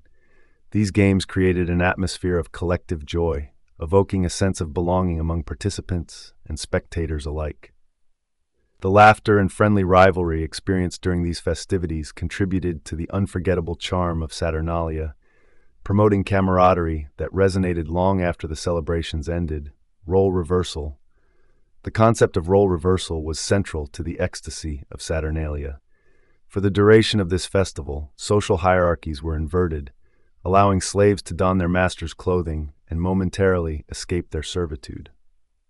This cultural phenomenon revealed a fascinating glimpse into how far some Romans were willing to go to embrace a spirit of equality, even if temporarily. During these days, the boundaries that defined daily life faded away. Slaves could partake in the festivities, enjoying luxuries that were otherwise denied to them. They might issue commands or simply relax in an unfamiliar sense of freedom, embodying the very spirit of chaos that Saturnalia celebrated. Such role reversals invited humor and revelry, making way for dramatic stories and moments that transcended the usual power dynamics. This fascinating practice served as a social commentary, offering the populace a chance to laugh and reflect on their societal norms through the lens of festivity. Influence on Roman society. Saturnalia's chaotic yet joyous nature left a lasting imprint on Roman society, influencing not just social interactions but also broader cultural practices that resonated through the ages, allowing people to temporarily escape the rigid constraints of their daily lives. For a week, social hierarchies became inverted. Slaves would enjoy the freedom to criticize their masters and participate in festivities on equal footing. This great reversal acted like a giant social equalizer, offering a joyful interlude where traditional roles were completely disregarded. The festival encouraged a spirit of camaraderie and liberation, which not only fostered a sense of community among participants, but also subtly challenged the established order. By allowing the lower classes to experience life from a wealthier perspective, Saturnalia prompted reflections on social justice and equality, leaving a lasting mark on Roman societal norms, cultural fabric. Saturnalia became a cherished part of the cultural identity of ancient Rome, blending the realms of piety and revelry. The festival was rooted in honoring the god Saturn, symbolizing agricultural abundance and the protection of crops. This dedication to the divine gave the celebrations a sacred significance that resonated deeply with the populace. As a fusion of joy and religious devotion, Saturnalia was a picturesque reflection of Roman life, where the sacred and the secular intertwined seamlessly. It instilled a sense of togetherness that crossed social barriers and established a tradition of joy that many Romans looked forward to each year. Political commentary. The unique context of Saturnalia provided a platform for political humor and satire. Citizens were given the liberty to mock their leaders and poke fun at the government, allowing them to express frustrations about the political climate in a playful manner. This practice of jesting created a safe space for critique, which could otherwise be frowned upon in everyday life. Such playful commentary not only highlighted the discrepancies between the ruling class and the general populace, but also acted as a gentle reminder of the fickle nature of power. The festival's atmosphere of jovial irreverence ultimately reinforced community ties, allowing Roman citizens to bond over shared laughter and collective concerns. Legacy and festivities. Modern celebrations like Christmas and New Year's can trace their roots back to Saturnalia, showcasing the festival's enduring influence on contemporary festive customs. Elements such as feasting, gift-giving, and communal merriment are echoes of this ancient festival, demonstrating how Saturnalia's spirit has transcended time.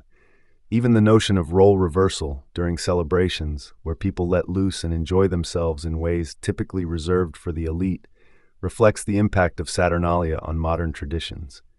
As a result, some might say that the wild, joyous chaos of Saturnalia lives on today, reminding us that even in times of order, a little chaos is sometimes necessary. Saturnalia in modern times.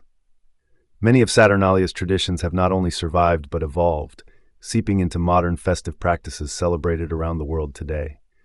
Exploring these connections reveals a fascinating continuity of cultural expression. Echoes in Christmas. The festival of Saturnalia has left a lasting mark on modern celebrations, most notably through Christmas.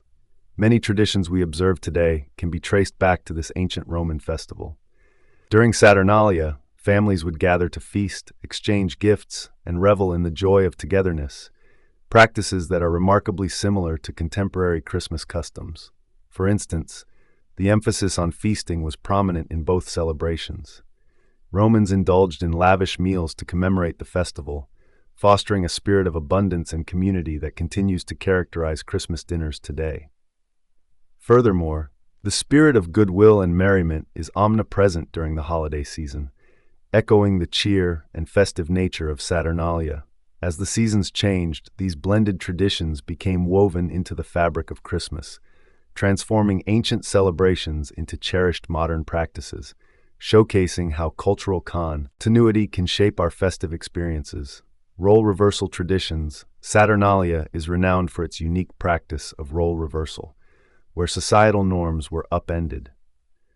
This theme can be observed in various cultures around the world that celebrate similar festivals, highlighting a universal desire for joy and equality. For example, during the Mexican festival of Dia de los Muertos, individuals celebrate the lives of the deceased, embracing laughter and music instead of somber mourning.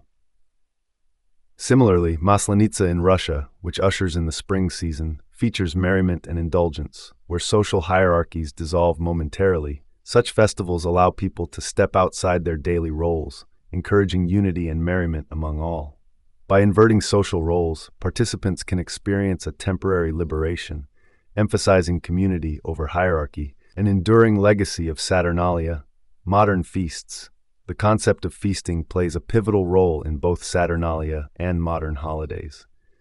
Today's festive gatherings continue to embody the same principles of celebration and community that were integral to Roman banquets.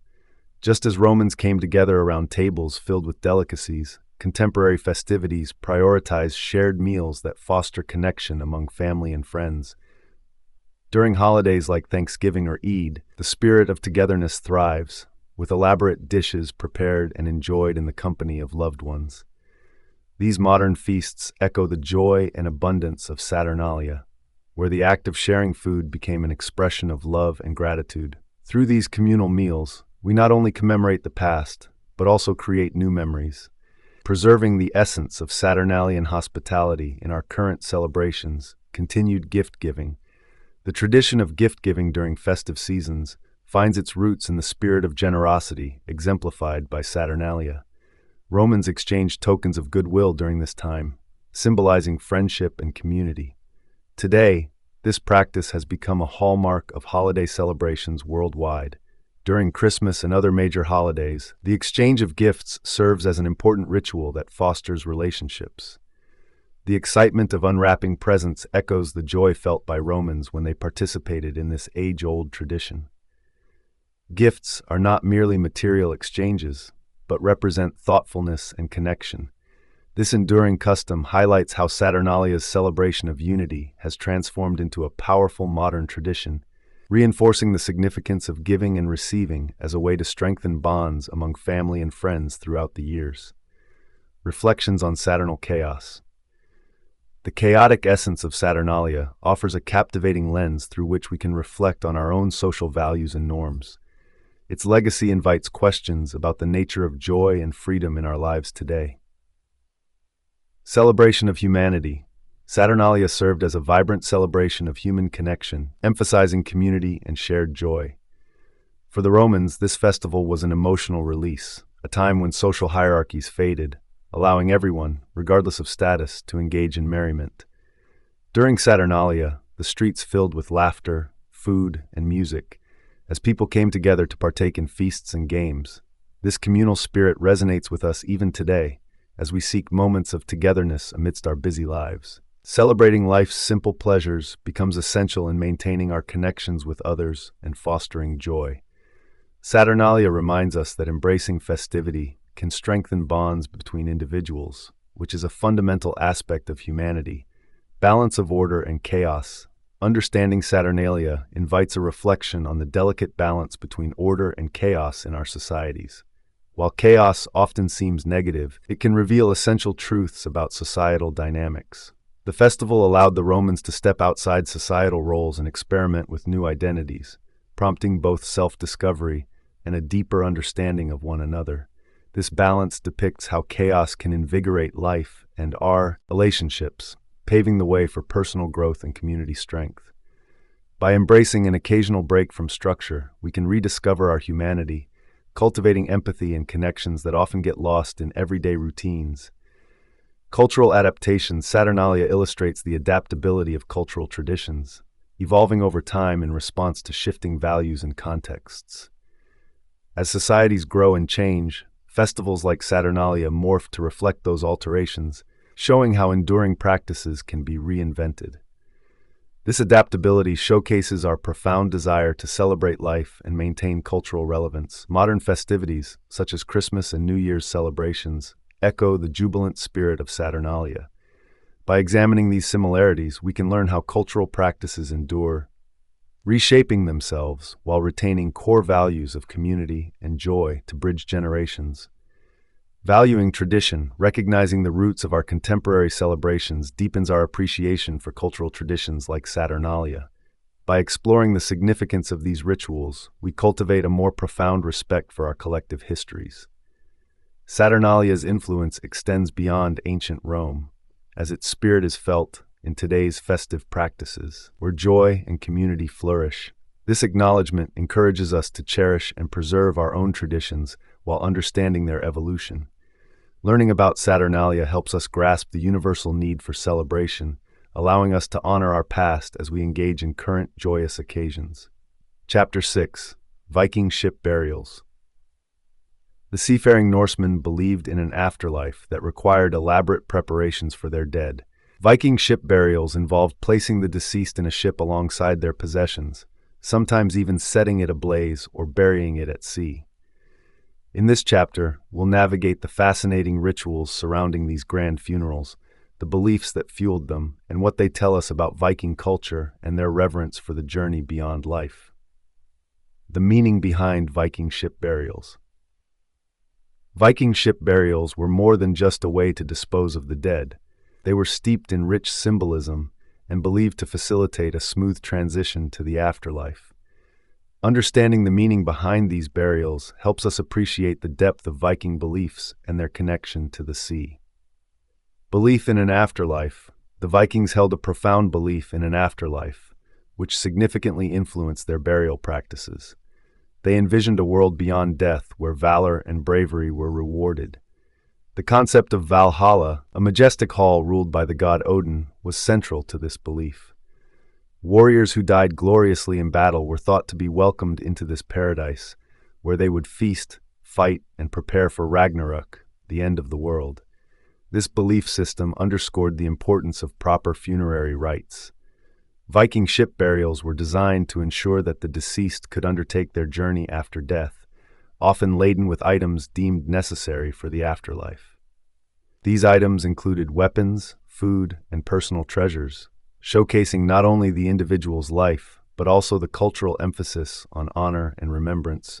Ships as vessels for the journey. In Viking tradition, ships were more than mere modes of transportation. They were seen as sacred vessels that facilitated the deceased's voyage to the afterlife. A ship's symbolic role as a vehicle for the soul was crucial, representing the transition from the physical realm to the spiritual one. By placing the dead in a vessel, Vikings believed they were providing the means for their loved ones to navigate the mysterious waters of death. The grandeur of the ship used in the burial would vary depending on the status of the individual. Nobles might be laid to rest in larger vessels adorned with elaborate carvings, while commoners might use simpler boats. Often, the ship was filled with possessions that would accompany the deceased, illustrating the continued journey into the afterlife. This practice emphasized the Vikings' connection to the sea and the significance it held in their spiritual beliefs. Symbolic representation of status and wealth. Viking ship burials were also a reflection of the deceased's status and wealth within their society. The grandeur of these send-offs varied drastically. Kings and chieftains were often buried in remarkably elaborate ships, surrounded by valuable artifacts, emphasizing their high status and the legacy they left behind. A richly adorned ship burial could serve as a testament to the deceased's accomplishments and their significant impact on the community. This practice functioned as a social statement as well. The majestic nature of a ship burial was intended to communicate the family's wealth and power, reassuring the living of their status.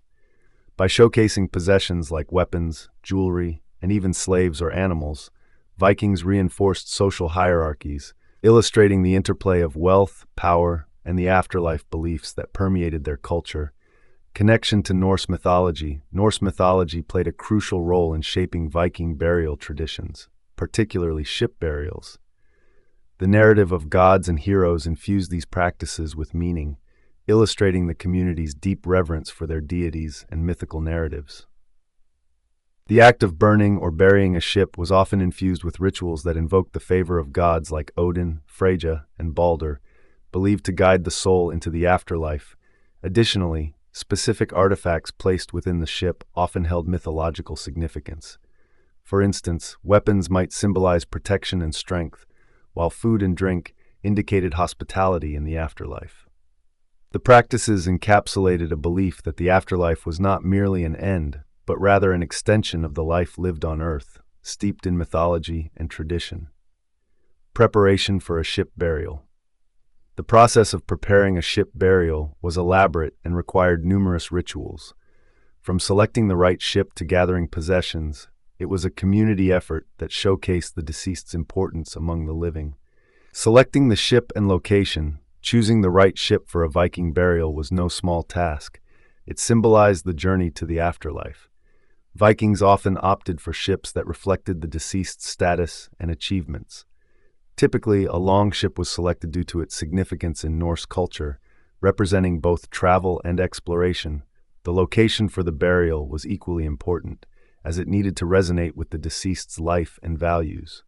Common sites included shores, rivers, or elevated areas where the ship might launch into the water, areas that ensured a grand farewell. Often, families dedicated considerable time to this selection, as it was believed that the right ship and location would facilitate a smooth passage to Valhalla, the warrior's paradise, gathering personal belongings and treasures.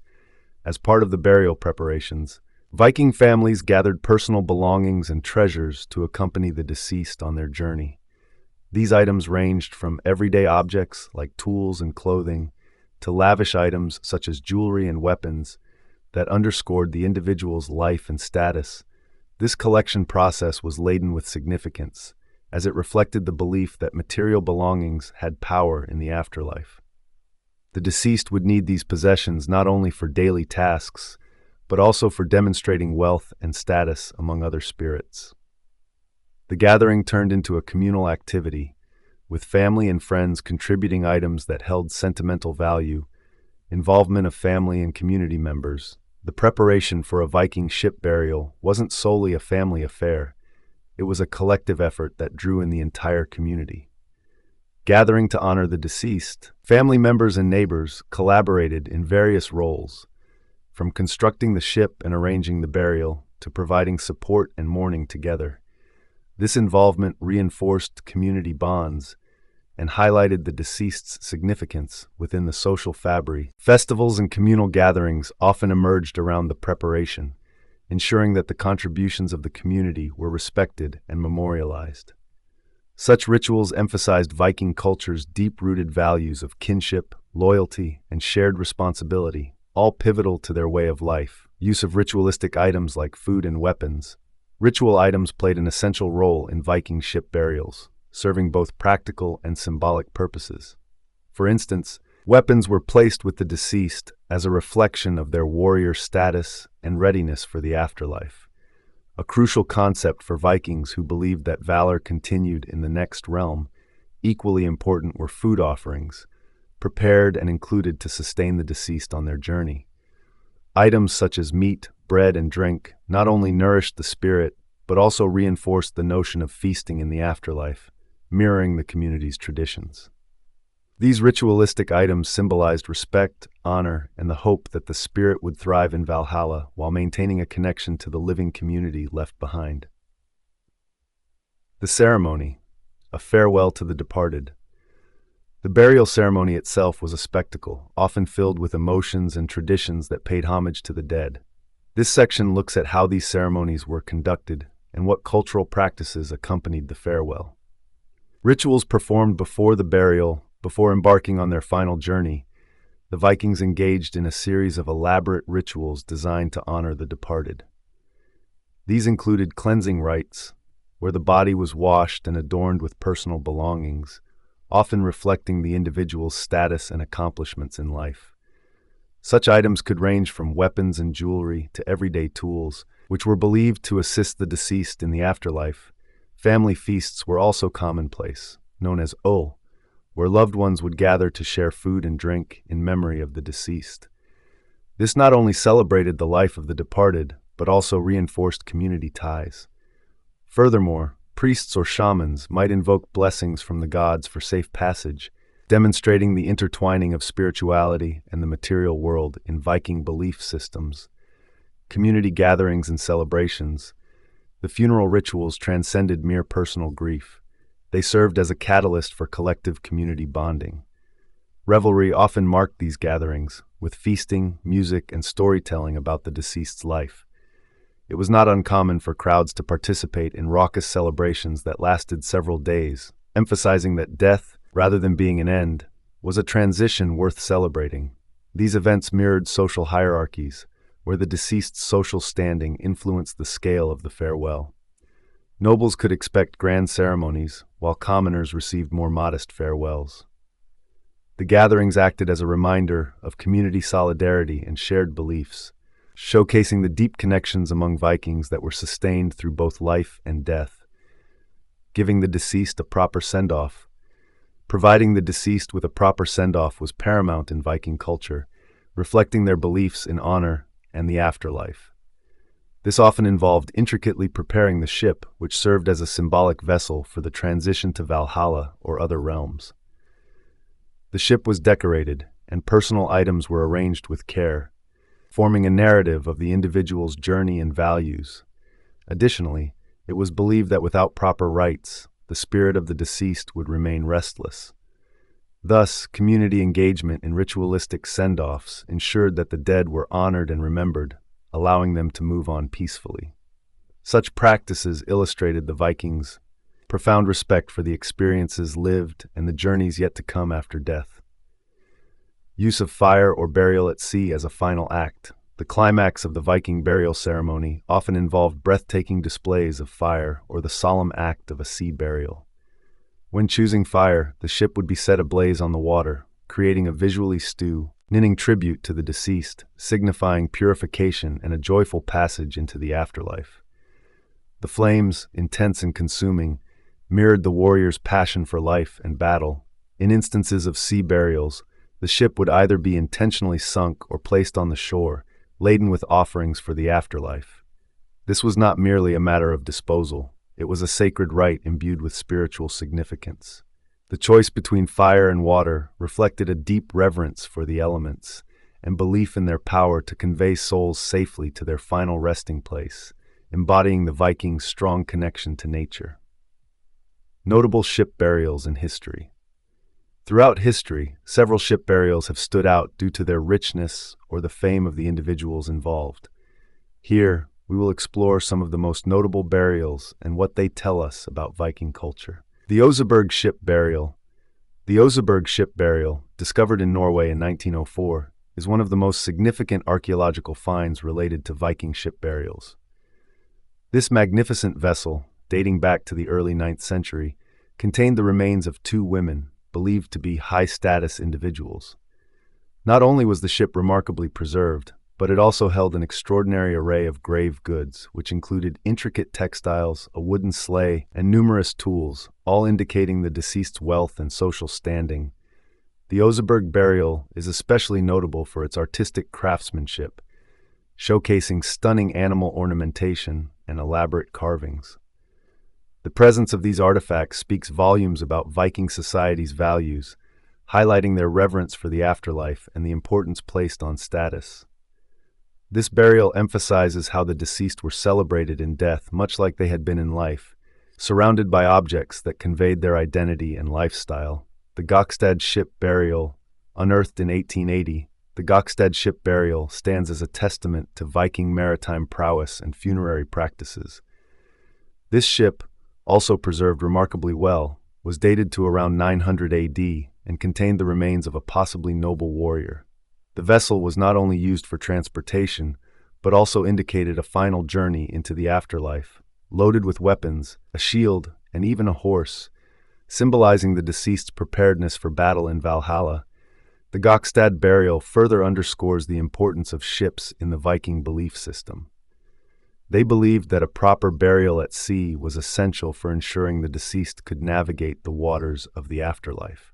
This burial site offers valuable insights into Viking shipbuilding techniques and the societal structure where honor in life translated into respect in death. Implications of archaeological discoveries. The discoveries of ship burials like Oseberg and Gokstad have significantly deepened our understanding of Viking culture. They reveal insights into the rituals associated with death and the afterlife, showcasing how these practices were linked to social hierarchy and identity. The wealth of artifacts discovered alongside the remains suggests that the Vikings viewed death not as an end, but as a critical transition to another existence. Furthermore, such findings have encouraged a re-evaluation of Viking societies. Initially perceived as mere raiders, the rich burial practices highlight a civilization deeply connected to their beliefs, art, and daily life. Each excavation enriches historical narratives, leading to a broader appreciation of their complex social fabric and spiritual beliefs. What these burials reveal about Viking society. Viking ship burials reveal much about the social structure and cultural values of the Norse. These elaborate funerals were often reserved for the distinguished class, indicating that status played a crucial role in how individuals were honored in death. The inclusion of grave goods, objects that the deceased would need in the afterlife, reflects a belief system that embraced the notion of an afterlife, compelling the living to ensure a comfortable passage for their loved ones.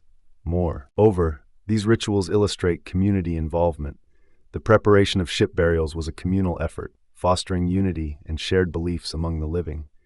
By examining these practices, we gain insights into the character of Viking society, which intertwined daily life, spirituality, and the importance of legacy, revealing a civilization that valued both the earthly and the ethereal. Chapter 7. The Aztec Flower Wars. Contrary to typical warfare, the flower wars fought by the Aztecs were not about conquering territory, but rather aimed at capturing enemies for sacrifice. These ritual battles were steeped in religion and symbolism, emphasizing the importance of warfare in Aztec society. This chapter will dissect the motivations behind these conflicts, how they were executed, and their impact on the culture and religion of the Aztec civilization. Understanding the Flower Wars. The Aztec Flower Wars were a unique aspect of their military culture, highlighting a different approach to conflict. Instead of fighting for land, these battles were primarily about capturing enemy soldiers for religious sacrifices. This introduction explores the context of these wars and their significance in Aztec society. 1. Not conventional warfare. The Flower Wars, distinctly different from traditional military engagements, were characterized by their focus on capturing enemies rather than outright killing them. This approach shifted the battlefield dynamics, emphasizing strategy and restraint. Aztec warriors were trained not only for combat skills but also to execute precise tactics to seize captives. By refraining from attempting to eliminate their foes, these ritualistic conflicts allowed both sides to engage in a kind of warfare that respected the cycle of life and death. While major battles often led to heavy casualties, the Flower Wars meant fewer deaths overall. This preservation of life was crucial since captured warriors were intended for sacrifices, which held significant importance in Aztec culture. Religious purpose. At the heart of the Flower Wars was a deep religious motivation. The Aztecs believed that capturing enemies was necessary to honor their gods through richly ritualized human sacrifices. This practice was seen as a way to maintain the cosmos and ensure the continuation of life. The deities demanded such offerings, and the Aztecs answered with fervent dedication. These sacrifices served both spiritual and practical purposes. They were thought to sustain the sun and seasonal cycles, crucial for agriculture and survival. Thus, the wars were not merely military endeavors. They were acts of devotion, intertwining the fates of warriors and gods in a sacred cycle of life and death. A war of flowers. The term flower wars embodies the duality of beauty and mortality prevalent in these conflicts. The flower symbolizes the vibrancy of life, juxtaposed against the harsh reality of war and death.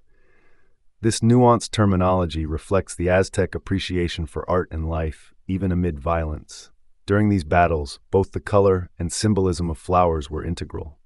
Warriors adorned themselves with elaborate decorations, signifying bravery and nobility. The contrast between the aesthetic appeal of such adornments and the grim reality of capturing enemies for sacrifice highlights an essential element of Aztec culture, the celebration of beauty in the face of death. Political motivations. Beyond their spiritual significance, flower wars served considerable political functions. These conflicts allowed the Aztecs to demonstrate power without seeking to fully conquer and destabilize rival city-states. This tactical approach enabled the Aztecs to showcase their military might while simultaneously regulating relations with other tribes. Moreover, the captured warriors contributed to the empire's strength, reinforcing the societal structure through the reintegration of warriors into their ranks. Thus, flower wars became a sophisticated blend of military prowess and political strategy, allowing the Aztecs to maintain a delicate balance within their empire while satiating their religious obligations. Rituals and preparations. Preparation for the flower wars involved numerous rituals, ensuring that both warriors and the gods were ready for the battles ahead. This section takes a closer look at the ceremonies and beliefs surrounding these unique conflicts. 1. Religious offerings. Before embarking on the flower wars, the Aztecs engaged in a series of sacred rituals centered around making offerings to their gods. These acts were not mere formalities. They were essential for ensuring divine favor and protection in battle. The Aztecs believed that pleasing their deities could lead to victory and a lesser chance of death for their warriors. Common offerings included food, flowers, and even the blood of warriors. The vibrant colors of these offerings were thought to attract the attention of the gods. In some instances, priests might conduct elaborate ceremonies involving the use of incense and chants, creating a supernatural aura surrounding the warriors. This spiritual preparation was pivotal, as it linked the physical act of warfare with the divine, emphasizing the sacredness of their conflicts. 2. Crews of warriors. The selection of warriors for the flower wars was a meticulous process that reflected the importance of these battles in Aztec society. Only the most elite fighters, often seasoned veterans, were chosen for these ritualized conflicts. This select group was tasked not with the aim of conquest, but rather to capture prisoners for sacrificial rites. These dedicated warriors underwent extensive training, honing their physical abilities and combat skills. Being a part of such an elite crew was seen as an honor, earning the warriors prestige and elevating their status in society. Additionally, their readiness to face death in these battles underscored the cultural priority of honor and bravery, intertwining their fates with the will of the gods. 3. Dress and symbols. The Aztec warriors adorned themselves in elaborate costumes that served a crucial purpose during the flower wars. They wore vibrant colors and intricate designs, proudly displaying symbols of their city-states, their achievements, and even their deities. This was not just for aesthetic appeal, it was a strategic move designed to instill fear in their enemies. Each warrior's attire was deeply symbolic, often representing a connection to their specific roles within society and mythology. Bright plumes, painted faces, and decorative armor contributed to the warrior's persona, transforming them into embodiments of divine wrath. This preparation went beyond the physical. It reinforced their commitment to the ritualistic nature of the conflict and their readiness to fulfill their roles in the eyes of their gods. Ritualistic combat training. The training for the flower wars encompassed much more than just physical conditioning. It was steeped in spiritual preparation, designed to ready warriors for the realities of battle and the possibility of death. This process often involved ceremonies that aimed to connect the warriors deeply with their ancestors and the divine. Training sessions included rehearsing combat techniques alongside spiritual rituals that reinforced bravery and commitment to their cause. Warriors were reminded of their ultimate purpose, to secure captives for sacrifice, which was perceived as essential for continued favor from the gods. This blending of physical prowess and spiritual readiness exemplified the holistic approach the Aztecs took towards warfare, ensuring their battles were as much about ritual as they were about conflict. Outcomes and consequences. The results of the Flower Wars had far-reaching implications for the Aztec civilization, influencing societal structures and religious practices. This section examines the profound effects these ritual battles had on Aztec culture. 1. Increased sacrifices. With each battle fought during the Flower Wars, the Aztecs captured a substantial number of prisoners. This led to a notable increase in sacrificial ceremonies, which were integral to their spiritual beliefs. The Aztecs believed that offering human life to their gods was essential in maintaining cosmic balance and receiving divine favor. The frequency of these sacrifices became a critical part of religious life, often resulting in large public ceremonies that could captivate the entire community. The need for continued success in these ritual battles heightened the importance of wars, as capturing prisoners became synonymous with honoring the gods. This unending cycle of capturing and sacrificing not only reinforced the socio-religious framework of the Aztecs, but also imbued each warrior with a sense of purpose, marking their actions as acts of devotion that ensured the prosperity of their people and the favor of their deities. 2. Social status. Achieving success in the Flower Wars had a profound impact on warriors' social standing within Aztec society. Victorious warriors were often granted land, prestigious titles, and even elevated roles within the community. Such rewards were critical in a culture that highly valued military prowess as a marker of honor and respect. These enhanced social statuses helped to foster a competitive spirit among warriors, motivating them to excel in battle. This competition not only benefited individual warriors, but also created a class of elite military leaders who guided and inspired others, thereby shaping the cultural identity of the Aztecs around valor and sacrifice. Such advancements contributed to a hierarchy within the Aztec society, where success on the battlefield translated into wealth and political influence, effectively intertwining warfare with social mobility. Strengthening alliances. The Flower Wars served not only as a means of capturing sacrifices, but also as a mechanism for forging and strengthening alliances among various city-states within the Aztec Empire. Participating in these ritual battles allowed groups with shared religious beliefs to come together against common foes, creating bonds of mutual respect and cooperation. These alliances, often formed through the shared experience of battle, could enhance strategic advantages against rival city-states. Through these rituals, the Aztecs cultivated a network of partnerships that ensured a degree of stability and camaraderie in a region often fraught with conflict.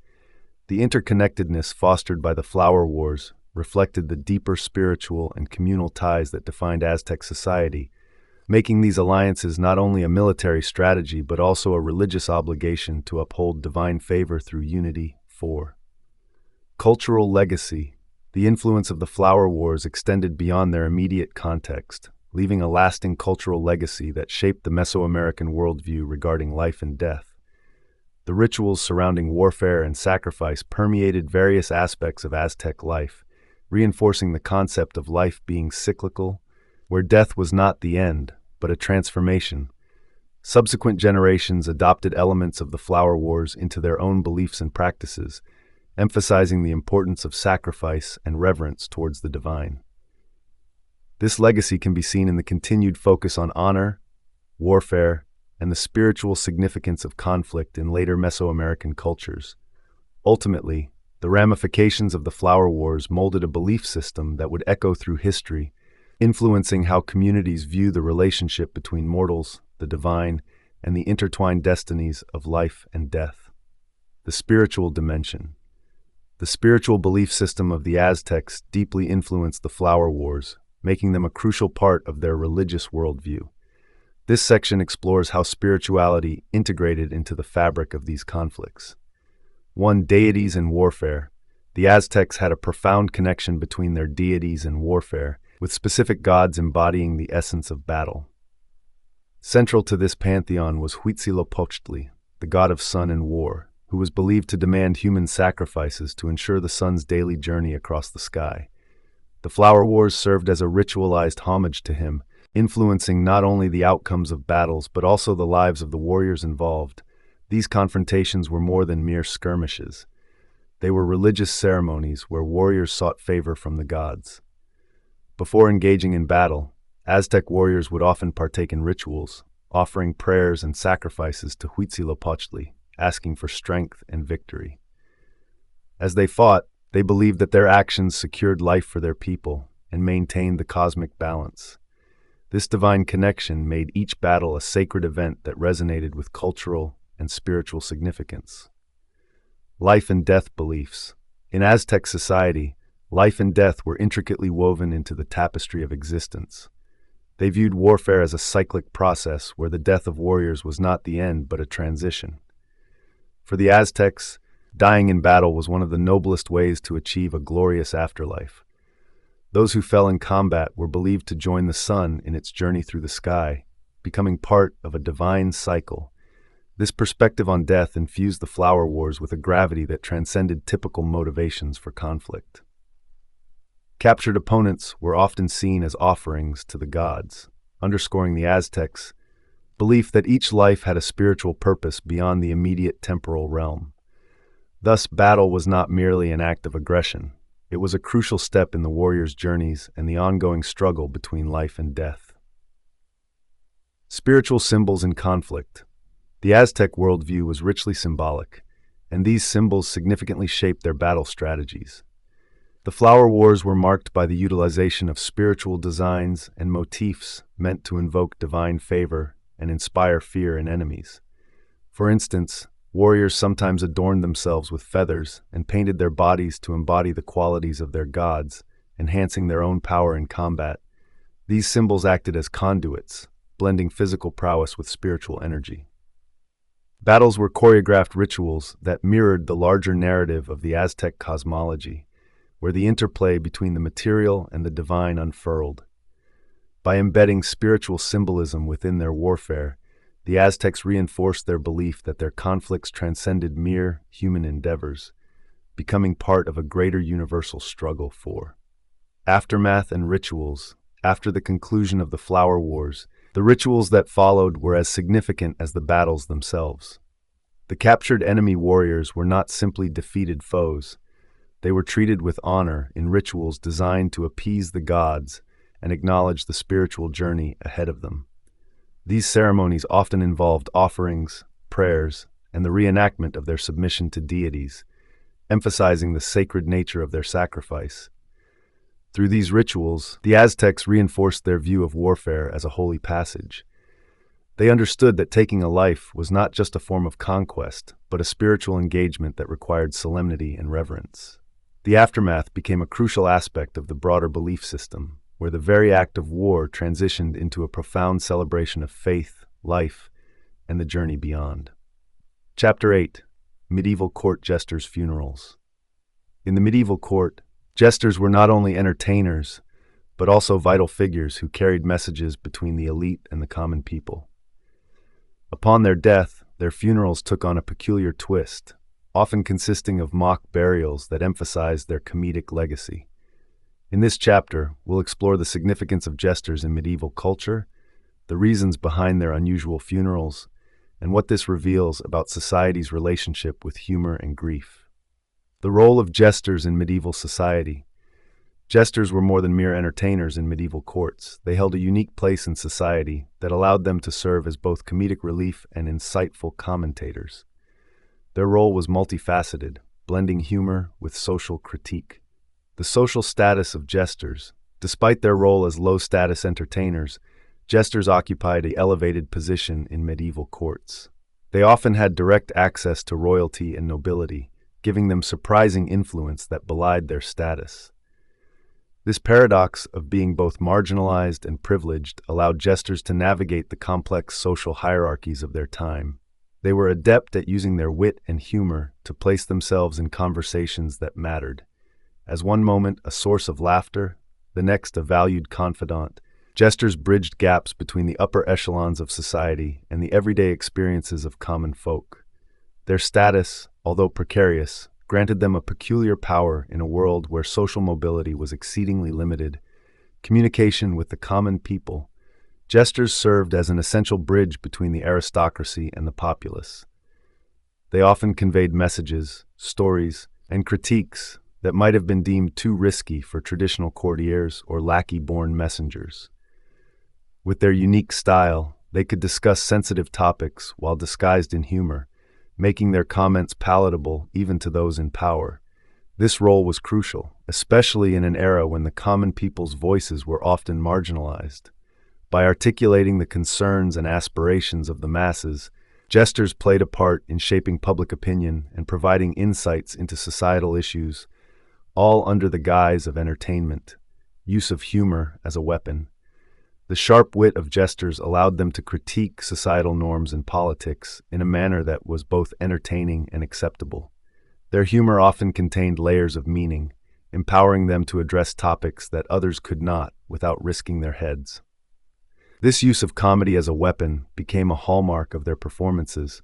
Through satire and playful banter, jesters exposed the absurdities of court life and governance, often highlighting the flaws of the ruling class.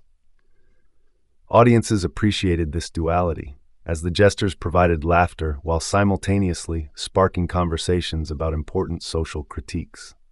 This creative tension made them invaluable members of their courts. Jesters in literature and culture. Medieval literature brims with portrayals and references to jesters, highlighting their cultural significance and the insights they offered into their societies. Many tales showcase their sharp intellect and the wisdom hidden beneath their silly antics. These characters remind us that humor often serves as a lens through which we can examine historical contexts. From the pages of Shakespeare's plays to folk tales across Europe, jesters not only entertained, but also documented the zeitgeist of their times. Their legacy persists, as they symbolize the critical role of humor in society, pointing to the ways we cope with issues of authority, morality, and the human experience itself. The mock burial tradition. The funerals of jesters were anything but ordinary. The mock burial was a particularly strange custom, serving both as a tribute to their lives and a final comedic gesture. This section explores the reasons behind this unusual practice. Celebrities in death. Medieval jesters were the rock stars of their time, captivating audiences with their wit and comedic talent. Their fame warranted dramatic send-offs that often mirrored their flamboyant lives. In death, these jesters were celebrated not just as entertainers, but as pivotal cultural figures who bridged the gap between the nobility and common folk. Just as modern celebrities receive high-profile funerals, jesters enjoyed unique ceremonies that embodied their personalities and the joy they brought to their audiences. These funerals became an opportunity to reflect on the jester's life, marked by laughter and folly, allowing friends and family to indulge in nostalgia. The humor that characterized their performances was woven into the fabric of their memorial, turning loss into an event highlighted by the very traits that made them beloved. Thus, jesters were commemorated with fanfare, underscoring their significance in the collective memory of medieval culture. Celebration of life and laugh. Rather than drowning in sorrow, the mock burials of jesters emphasized celebrating their lives, often filled with humor and delight. These ceremonies featured laughter and merriment, showcasing the qualities that made the jester memorable. Family and friends often recounted tales of the jester's comical exploits, turning the funeral into a joyous occasion rather than a solemn one. This approach served to honor the spirit of the jester and their ability to evoke laughter, even in death. This tradition invited participants to reflect on the cherished moments shared with the jester, reinforcing the notion that humor plays an essential role in the human experience, especially in times of grief. By focusing on joyous memories, society underscored the power of laughter as a coping mechanism, allowing others to embrace life's fleeting nature while remembering their loved ones in a lighthearted manner. Community involvement. The funerals of jesters were community affairs, bringing people together to remember and celebrate their shared experiences. Not limited to a small circle of mourners, these ceremonies often drew large crowds of townsfolk, allowing the entire community to engage in collective memory. This participation turned mourning into a shared ritual, where humor provided a comforting balm amid grief. Involving the community helped to immortalize the jester's legacy. The blending of humor and sorrow allowed onlookers to process their feelings together, creating a sense of unity. The mock burial became not just a tribute to the individual, but a community event, emphasizing the role of shared laughter and memories in overcoming loss. Through this practice, the jester's presence continued to resonate within society, highlighting the intrinsic link between humor and human connection. Cultural reflection. Mock burials served not only as entertainment, but also as a profound reflection on mortality. By infusing humor into funerary rites, societies examined the often serious nature of death with a lighter lens. This juxtaposition of comedy and sorrow is a testament to the resilience of the human spirit. In their light-hearted celebrations, individuals grappled with the reality of mortality while acknowledging their fears and vulnerabilities through laughter. Such a spectacle illustrated how humor can entwine with serious themes, revealing societal attitudes toward death and loss. By confronting these challenging subjects in an unconventional way, community members were encouraged to reflect on their own lives, sparking conversations about legacy, joy, and the impact one leaves behind. Thus, the jester's mock burials became a cultural commentary on the essential roles of humor and community in life's most profound moments. Symbolism behind the rituals. At a glance, the elegant absurdity of a jester's mock funeral may seem trivial, yet the symbolism behind these rituals carries deep meanings, highlighting how society viewed humor, death, and legacy. Life beyond death. The mock burial of jesters in medieval times was more than just a whimsical farewell. It symbolized a profound belief in the enduring power of laughter. These unique ceremonies suggested that a jester's humor could continue to resonate long after their death, representing an idea that joy and mirth could outlive the individual. In a society that often grappled with the stark realities of life and death, this ritual served as a comforting reminder that creativity and laughter form an everlasting legacy. Attendees at these funerals might witness comical performances even during the mourning period, reinforcing the notion that humor was a vital part of the human experience. The jester, through their antics in life and performance in death, embodied the belief that joy transcends mortality. This innovative approach to life after death invites us to reflect on how humor can bridge the gap between the living and the departed. Defiance in death. In their mock funerals, jesters not only entertained but also challenged societal norms surrounding death. The playful tone of these ceremonies was a direct affront to the conventional seriousness that typically accompanies mortality. By flaunting the gravity of death, they allowed laughter to infiltrate a space usually reserved for somber reflection. This act of defiance suggested that a jester's spirit and irreverence lived on, even in death. The satire infused in these rituals served as a reminder that life is often absurd and that humor can offer solace during the darkest times. Such a perspective not only reflects the jester's role in court life, but also speaks to a broader human desire to confront the inevitable with a wink rather than a frown. In this light, the mock burial becomes an unexpected celebration of life, showcasing the jester's triumph over death. Theatrical elements. A key component of the jester's mock funeral was its theatricality, which drew heavily from the jester's performance backgrounds.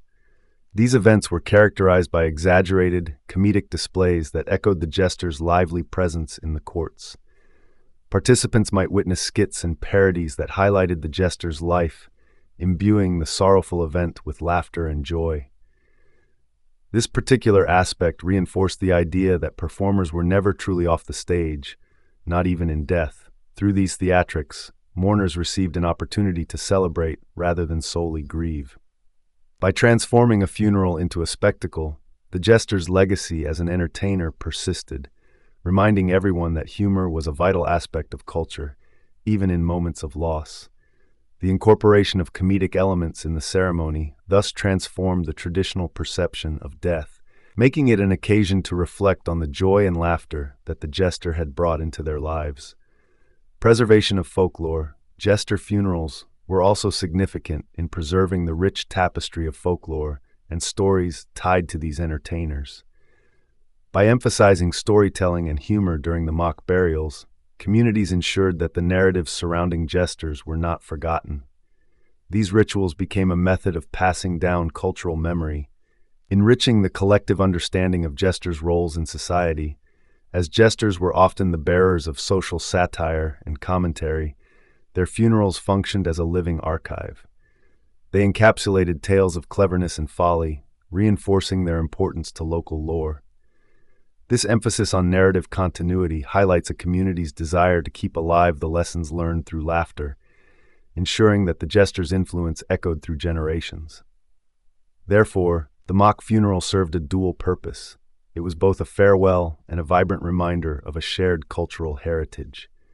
Influence on modern comedic legacy. The unique funerary traditions of jesters have left a lasting mark on today's comedic practices and the cultural significance of humor. This section examines how these historical customs have influenced modern-day perceptions of comedy and grief. Jesters as cultural icons. Throughout history, jesters have served as more than mere entertainers. They were reflections of cultural dynamics. Modern comedians draw from this rich heritage, utilizing humor to tackle complex and serious subjects. Jesters often employed satire, allowing them to voice truths that others could not express without facing backlash. This technique remains prevalent today, where comedians address everything from societal norms to personal struggles with a light-hearted touch. By embracing their role as cultural commentators, contemporary comedians keep alive the jester's legacy. They remind us that humor can be a powerful tool for progress and understanding. Whether through poignant stand-up routines or clever sketches, these modern jesters carry forward the tradition of challenging societal boundaries, blurring the lines between humor and critique. Funerals of comedians. The funerals of comedians today often reflect the mock burial traditions of their medieval jester predecessors. Instead of somber occasions, these celebrations tend to brim with laughter and joyful stories. Friends and family share hilarious anecdotes and memorable quotes, honoring the deceased's spirit while celebrating their comedic legacy. This approach humanizes the loss, helping everyone navigate the darker aspects of grief with humor as a guide. In this way, we see a continuity in how society engages with the idea of mortality. Just as jesters were ironically buried in jest, modern ceremonies emphasize the impact of comedy on life and death, creating a space where laughter coexists with sorrow. This celebration of life through laughter allows us to remember comedians not only for their roles in entertainment, but for how they made us feel alive. Comedy's role in grief. In trying times, humor often emerges as a coping mechanism, offering relief to those grappling with loss. This notion has deep roots in the past. Our ancestors used laughter to confront grief in ways that feel relevant even today. The interplay between sorrow and joy reflects the complexity of human emotion, showcasing our ability to find light amidst darkness.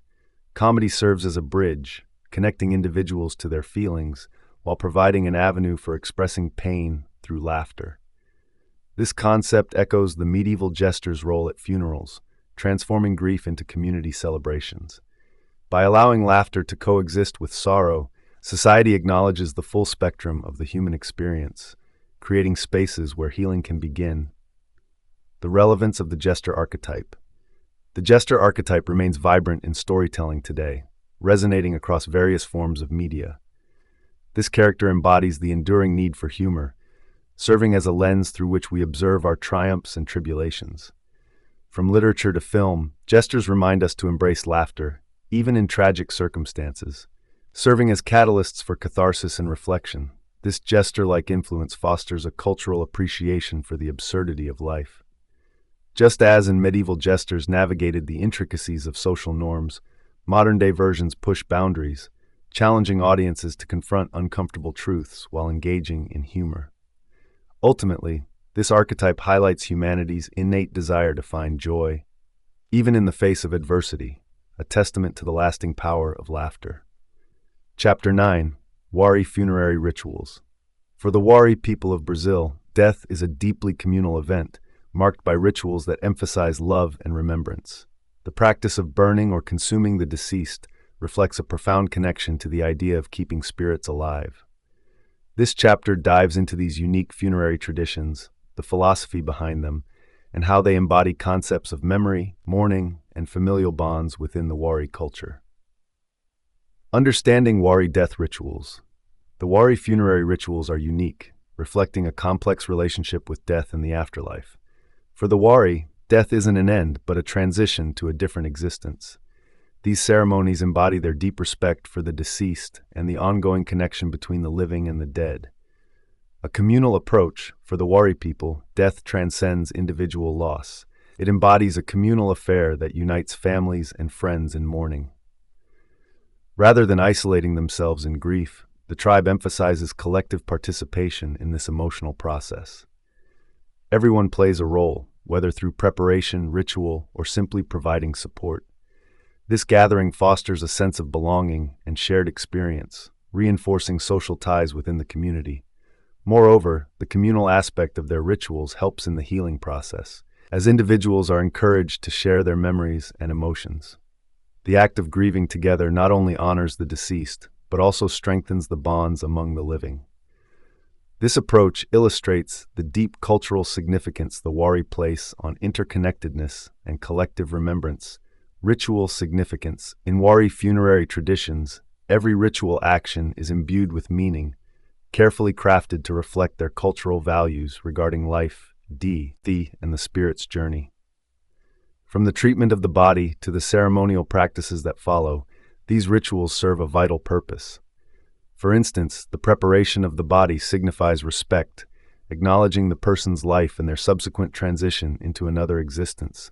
Moreover, the meticulous nature of these rituals highlights the Wari belief in the interconnectedness of life and death. Each element, be it the songs sung or the food shared, serves as a reminder of the enduring connections that bind the living with those who have passed on. In this way, the funerals become vibrant, meaningful events rather than somber occasions.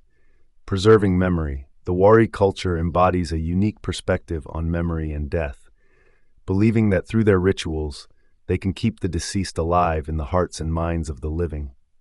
When family members engage in the ritual practice of cooking and consuming the body, they view it as a profound act of integration. It's more than mere consumption. It's about incorporating the essence of the loved one into their very being. This process of sharing a meal, forged from the deceased, serves as a way to honor their memory and maintain a lasting bond.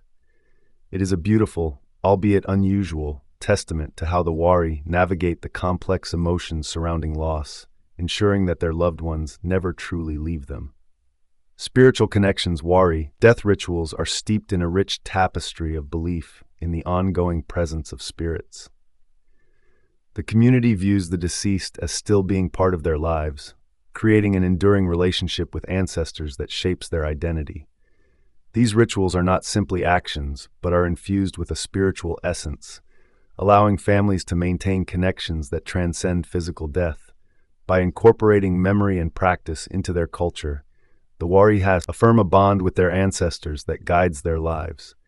This deep spiritual connection enriches the community, as each ritual serves as a reminder of shared history and lineage, rooting their identity in the collective experience of life, death, and the spirit's journey. The process of consumption. One of the most striking aspects of Wari funerary practices is the ritual consumption of the dead. This practice stems from deep-rooted beliefs about life, death, and connection, creating a profound experience for the living. Meaning behind consumption. For the Wari, consuming the deceased is a profound act of love and respect. This practice symbolizes the deep connection between the living and the departed, as eating the body serves as a way to integrate the deceased spirit into daily life. By doing so, the Wari believe they are keeping the memory and essence of their loved ones alive, reinforcing familial bonds that transcend death.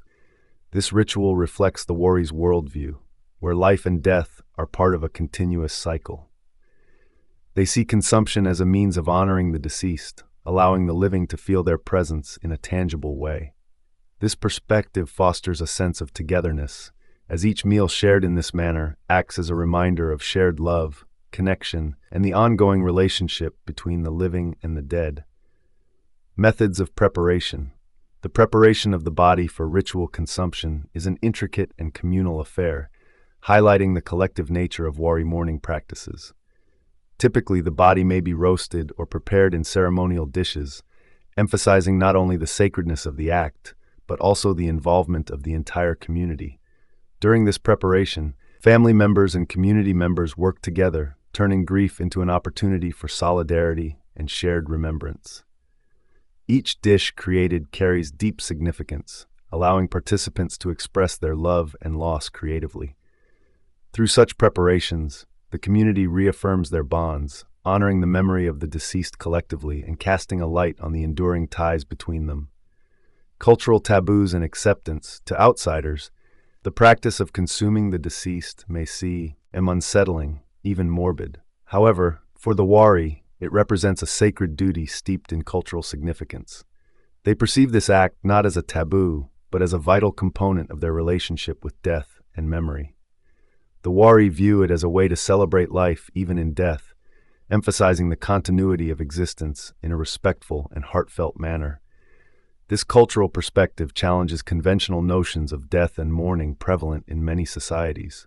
Rather than shying away from these themes, the Wari embrace them, showcasing a unique approach to remembering and honoring loved ones that is respectful, intimate, and deeply connected to their identity. Transitioning beliefs. As with many indigenous practices, the Wari funerary traditions have faced changes over time due to external influences and evolving circumstances. Despite this, the core ideals surrounding the consumption of the dead remain central to their culture.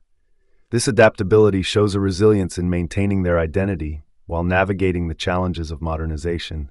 Even as some aspects of their rituals might evolve, the fundamental belief in honoring the dead through consumption continues to be a vital practice within the Wari community. In preserving these traditions, they highlight the importance of memory, love, and the unbreakable bonds that exist between those who have passed and those who remain. Mourning periods and customs. Mourning is an essential aspect of Wari funerary customs. The period following a death is filled with specific practices that help the community process grief and remember their loved ones. Time of reflection. The mourning period among the Wari people is a significant time for families to grieve and honor their deceased loved ones. This phase can vary in length, but it is imbued with rituals that facilitate emotional healing. During this time, families gather to share their feelings, recalling the life and legacy of the person they lost. These reflective practices often involve communal gatherings where stories, memories, and emotions are shared.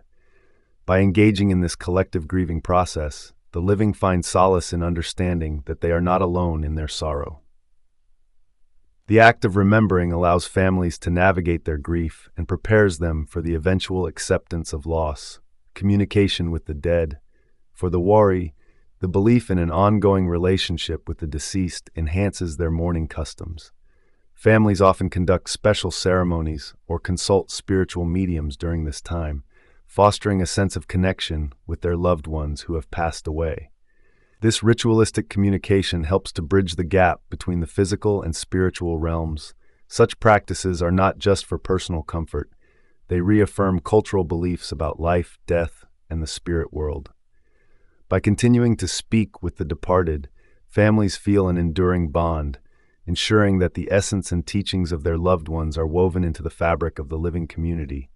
List of memories. Sharing stories is a hallmark of the Wari's mourning process, serving as a vital method of commemorating the departed.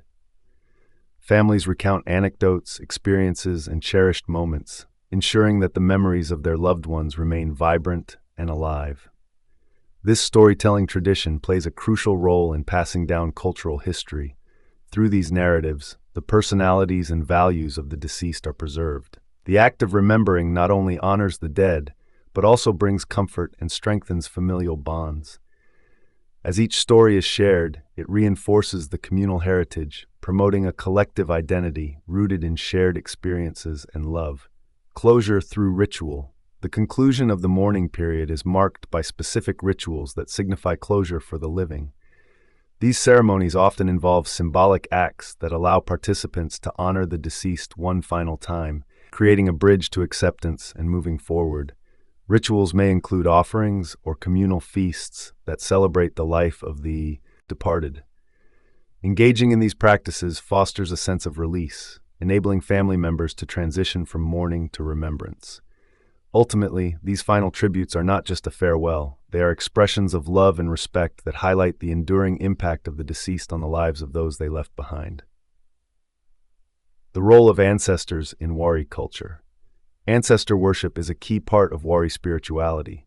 The deceased are not seen as lost. Instead, they continue to play a vital role in the lives of the living, influencing actions and decisions from beyond the grave. Spiritual guidance. The Wari people hold a firm belief that their ancestors offer guidance and protection to the living. This connection is interwoven into their daily lives, with the presence of ancestors felt in crucial decisions and everyday activities. During significant life events, such as marriages or initiations, the Wari actively invoke the spirits of their forebears, seeking wisdom and counsel. They believe that ancestors watch over them, influencing outcomes and ensuring the well-being of their descendants. This belief extends beyond mere remembrance. It shapes how the Wari interact with one another and their environment. By acknowledging the presence of their ancestors, the Wari reinforce their communal bonds and shared identity, creating a robust support system rooted in past generations. Rituals to honor ancestors. The Wari conduct various ceremonies throughout the year dedicated to honoring their ancestors. These rituals serve not only to pay tribute, but also to maintain an ongoing connection with the deceased. Such ceremonies are crucial for keeping the rich tapestry of Wari culture alive, as stories of the ancestors are shared, celebrated, and passed down through the generations. By participating in these rituals, community members ensure that their ancestors' legacies endure. This continuity fosters a sense of belonging and identity within the Wari, making each ritual a reaffirmation of their values, beliefs, and communal history. Integration of spirits in daily life. In Wari culture, the spirits of the deceased are believed to actively engage with the living. This belief permeates various aspects of daily life, influencing social relationships, community cohesion, and even hierarchies. The presence of ancestors is not seen as a distant memory, but as an active part of one's existence. This integration shapes the Wari worldview, where past and present are intertwined. It engenders a sense of responsibility among the living to honor and uphold family traditions, fostering a deep respect for ancestral wisdom that guides their interactions and decisions. Teaching future generations, education about ancestors is a vital aspect of Wari culture, as it creates a bridge between past and future. Elders play a significant role in passing down stories, teachings, and traditions to younger generations. This transmission emphasizes not only respect for the deceased, but also the importance of memory as a cultural cornerstone. Instilling this knowledge connects the youth to their heritage and encourages them to participate actively in rituals that honor their forebears. By fostering this connection, the Wari ensure the continuity of their culture and the resilience of their community through time. Chapter 10. Ancient Egyptian. Opening of the Mouth. The journey to the afterlife in ancient Egypt was filled with rituals that ensured a smooth transition. One of the most significant was the opening of the mouth, a ceremony believed to restore the senses of the deceased. This elaborate ritual was more than a mere symbolic act. It served as a vital preparation for the afterlife. Join us as we explore the intricacies of the ritual, its meanings, and its importance in Egyptian beliefs about life and death. The importance of the afterlife in ancient Egypt. In ancient Egyptian culture, life did not simply end at death. Rather, it transformed into a different journey. The afterlife was a central aspect of their beliefs. This section discusses how the Egyptians viewed the afterlife and the importance placed on rituals to ensure safe passage. The concept of Ma'at, representing order, balance, and justice, was fundamental to ancient Egyptian beliefs about the afterlife. The Egyptians understood that maintaining harmony in life extended into the afterlife, where the concept of Ma'at became crucial for the soul's journey. Without Ma'at, it was believed that chaos could disrupt the afterlife, leading to unfavorable outcomes. Rituals played a significant role in preserving Ma'at. The opening of the mouth ceremony, for instance, was essential in aiding the deceased to reclaim their senses so they could navigate the afterlife successfully. Preserving order was not just about the living. it extended into the world of the dead, showcasing the holistic approach the Egyptians took towards existence. Each ritual performed was a conscious effort to keep the balance between worlds intact. Duality of existence. Ancient Egyptians possessed a unique perception of life that encompassed both physical and spiritual elements. They believed that the essence of an individual existed in dual forms, the body and the soul. This duality meant that both the physical remains and the spiritual presence required care and attention to ensure a smooth transition after death. Consequently, practices like mummification were critical, as they honored the body and prepared it for the afterlife. The opening of the mouth ceremony aligned with this belief, as it symbolically provided the deceased with senses necessary in the next realm. This interconnectedness reveals the Egyptians' profound understanding of life and death, emphasizing the need for both aspects of existence to be nurtured as one transitioned into the afterlife. Ritualized death. For ancient Egyptians, death was seen as a vital transition rather than the ultimate end. The extensive preparations surrounding death included elaborate mummification processes and significant rituals designed to guide the soul on its journey. Within this framework, the opening of the mouth served to awaken the deceased's senses, allowing them to engage fully in the afterlife. This perspective on death prompted meticulous care, from constructing tombs to prescribing specific rituals, ensuring that every detail was tended to. Ritualized death not only reflected respect for the deceased, but also reinforced the belief that life continued in another form. It underscored the importance of rituals in creating a smooth passage and retaining the connection with loved ones still living. Role of the deceased's family. The family of the deceased held a pivotal role in preparing their loved ones for the afterlife. Their involvement was a demonstration of love and duty, manifesting in various practices that included rituals, offerings, and ongoing remembrance. This familial engagement reflected how deeply intertwined life and death were in Egyptian culture. Through ceremonies like the opening of the mouth, families actively participated in restoring senses and securing the deceased's rightful place in the afterlife. By doing so, they affirmed the continuing legacy of their loved ones while ensuring their safe passage into eternity. In essence, this practice not only comforted the living, but also preserved the bonds that would transcend physical existence. The ritual process of the opening of the mouth.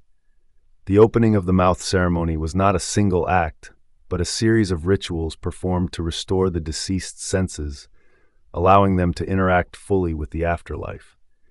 This section explores how this intricate process unfolded, detailing the various steps and the significance behind each. Initial cleansing and preparation. Before undertaking the opening of the mouth ceremony, the body of the deceased was meticulously cleansed. This vital first step symbolized purification, a necessary act to prepare the soul for its journey into the afterlife. Ancient Egyptians strongly believed in the importance of physical cleanliness as a reflection of spiritual readiness. This cleansing process involved washing the body with water, often enriched with sacred oils and perfumes that held considerable significance in their culture. The use of these substances not only aimed to honor the deceased, but also to ensure that they were welcomed into the eternal realm without any impurities. Once cleansed, the body was dressed in finely woven linen, evoking a sense of dignity and respect. Use of ritual tools. During the opening of the mouth ceremony, a series of specialized ritual tools were employed, each serving a specific symbolic purpose. One of the most notable was the being of the mouth, a tool used to touch the mouth, eyes, and ears of the deceased. This act was deeply significant, representing the restoration of the senses crucial for existence in the afterlife. Each tool utilized in the ceremony was steeped in symbolism. For instance, touching the mouth symbolically allowed the deceased to eat and speak again, which was paramount for their sustenance and communication beyond this mortal realm. Furthermore, the careful handling of these instruments exemplified the seriousness and reverence with which the rituals were conducted. Invocations and prayers. As the ceremony unfolded, priests played a pivotal role, invoking the gods through prayers and blessings. Their recitations were not only a form of communication with the divine, but also allowed the community to express collective hope for the deceased's protection and spiritual success. These invocations set a sacred tone, emphasizing the importance of the ceremony and the engagement of divine forces.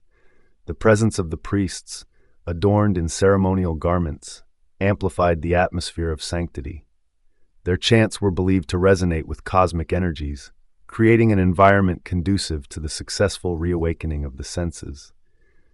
This spiritual connection was crucial, as it reinforced the link between the human realm and the gods, providing comfort to the community and ensuring that the deceased was kindly remembered. Significance of the mouth. The mouth held particular importance in ancient Egyptian belief systems. It was not merely a means of physical consumption. Rather, it represented the ability to speak, eat, and interact within the afterlife. Opening the mouth was therefore critical, as it equipped the deceased to communicate with gods and the souls of the departed, ensuring a functional existence beyond death. This emphasis on the mouth illustrated a deeper understanding of connectivity in the afterlife. After the opening of the mouth ceremony, the deceased would be viewed as reanimated beings who could participate actively in the rituals and offerings that their families continued to provide. Such beliefs showcase the physical and spiritual links that ancient Egyptians maintained with the concept of life, death, and the continuation of the soul. Symbolism. Embedded in the rituals performed during the opening of the mouth were loaded with deep symbolism, each action reflecting the values and beliefs of ancient Egyptian culture. In this section, we pause to examine the meanings behind the elements of the ritual. Connection to rebirth. The opening of the mouth ceremony was deeply intertwined with the concept of rebirth in ancient Egyptian culture. Through this ritual, the deceased were symbolically granted the ability to regain their senses, as if awakening from a long sleep. This act of revitalization was more than a ceremonial nicety. It represented the beginning of a new existence in the afterlife. When the senses were restored, the departed could see, hear, and taste again, allowing them to fully experience the world beyond death. This connection to rebirth illustrates the Egyptians' profound belief in life after death. It reinforces the idea that death was not an end, but rather a transition to another form of existence. By performing this sacred act, family and priests alike expressed their hope and assurance of the departed's continued journey, reflecting a culture that celebrated life in every phase, including the afterlife. Spiritual preparation. Beyond the physical restoration of senses, the opening of the mouth served as a critical spiritual preparation for the deceased. The rituals involved were designed to equip the soul with the knowledge and strength necessary to navigate the challenges of the afterlife. Ancient Egyptians believed that once the senses were opened, the deceased would possess the awareness needed to recognize loved ones and communicate with the gods. This spiritual preparation was crucial, as it instilled confidence in the living that their loved ones were ready to face the trials ahead. The rites emphasized the interconnectedness of the living and the dead, showcasing how the actions of the living were integral to ensuring the well-being of the deceased in their new existence. Role of the priesthood. In the opening of the mouth ceremony, the presence of priests highlighted their essential role as mediators between the divine and the deceased. These sacred figures conducted the rituals with precision, reflecting the belief that human intercession was vital for successful transitions to the afterlife. The priests, acting as representatives of the gods, were tasked with guiding the deceased and ensuring that the necessary rituals were completed correctly. This role underlined a communal faith in the power of rituals and the priesthood's authority. The participation of the priesthood also mirrored society's values, emphasizing the importance of collective worship and belief systems in aiding the departed. The rituals, steeped in tradition and reverence, created a bridge between the living and the divine, highlighting the spiritual significance of the ceremony. Artifacts and offerings. Artifacts placed in the tombs during the opening of the mouth ritual were not mere decorations. They held profound significance for the deceased's journey into the afterlife. These items represented the necessities and comforts that the departed would require in their new existence, demonstrating a deep belief in continuity beyond death. From food and drink to tools and personal items, Each artifact conveyed the living's commitment to caring for their loved ones even after death. The choices of artifacts also reflected individual identity and status. By ensuring that certain possessions were included, the living preserved the essence of the deceased, allowing them to retain their personal connection to life. This practice echoed the broader ancient Egyptian belief in the importance of material possessions as integral components of eternal life, illustrating their views on mortality, memory, and the afterlife. Comparisons with other cultures. While the opening of the mouth ritual is unique to ancient Egypt, similar practices exist in other cultures around the world. This section draws parallels between Egypt's rituals and those from various societies, showing that the desire to honor the dead and assist their journeys to the afterlife is a universal theme. Hinduism's last rites. In Hindu culture, the ritual of Antyesti serves as a poignant farewell to the deceased, mirroring the ancient Egyptian beliefs in a continued existence after death.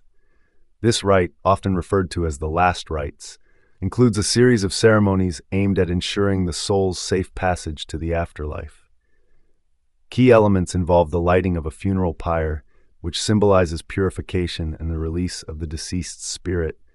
Just as the opening of the mouth aimed to restore senses for the afterlife, the Antyesti ritual is integral in guiding the soul on its journey.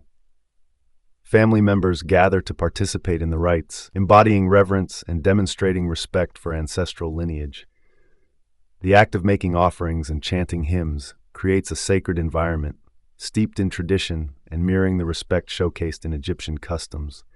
Mexican Dia de los Muertos. The Mexican Dia de los Muertos, or Day of the Dead, is a vibrant celebration that honors those who have passed away. At its core, this festival intertwines memory with offerings to commemorate deceased loved ones, reminiscent of the spirit behind the Egyptian opening of the mouth ritual. Families create altars, or ofrendas, adorned with photographs, favorite foods, and mementos, inviting the spirits to return for a day of reunion.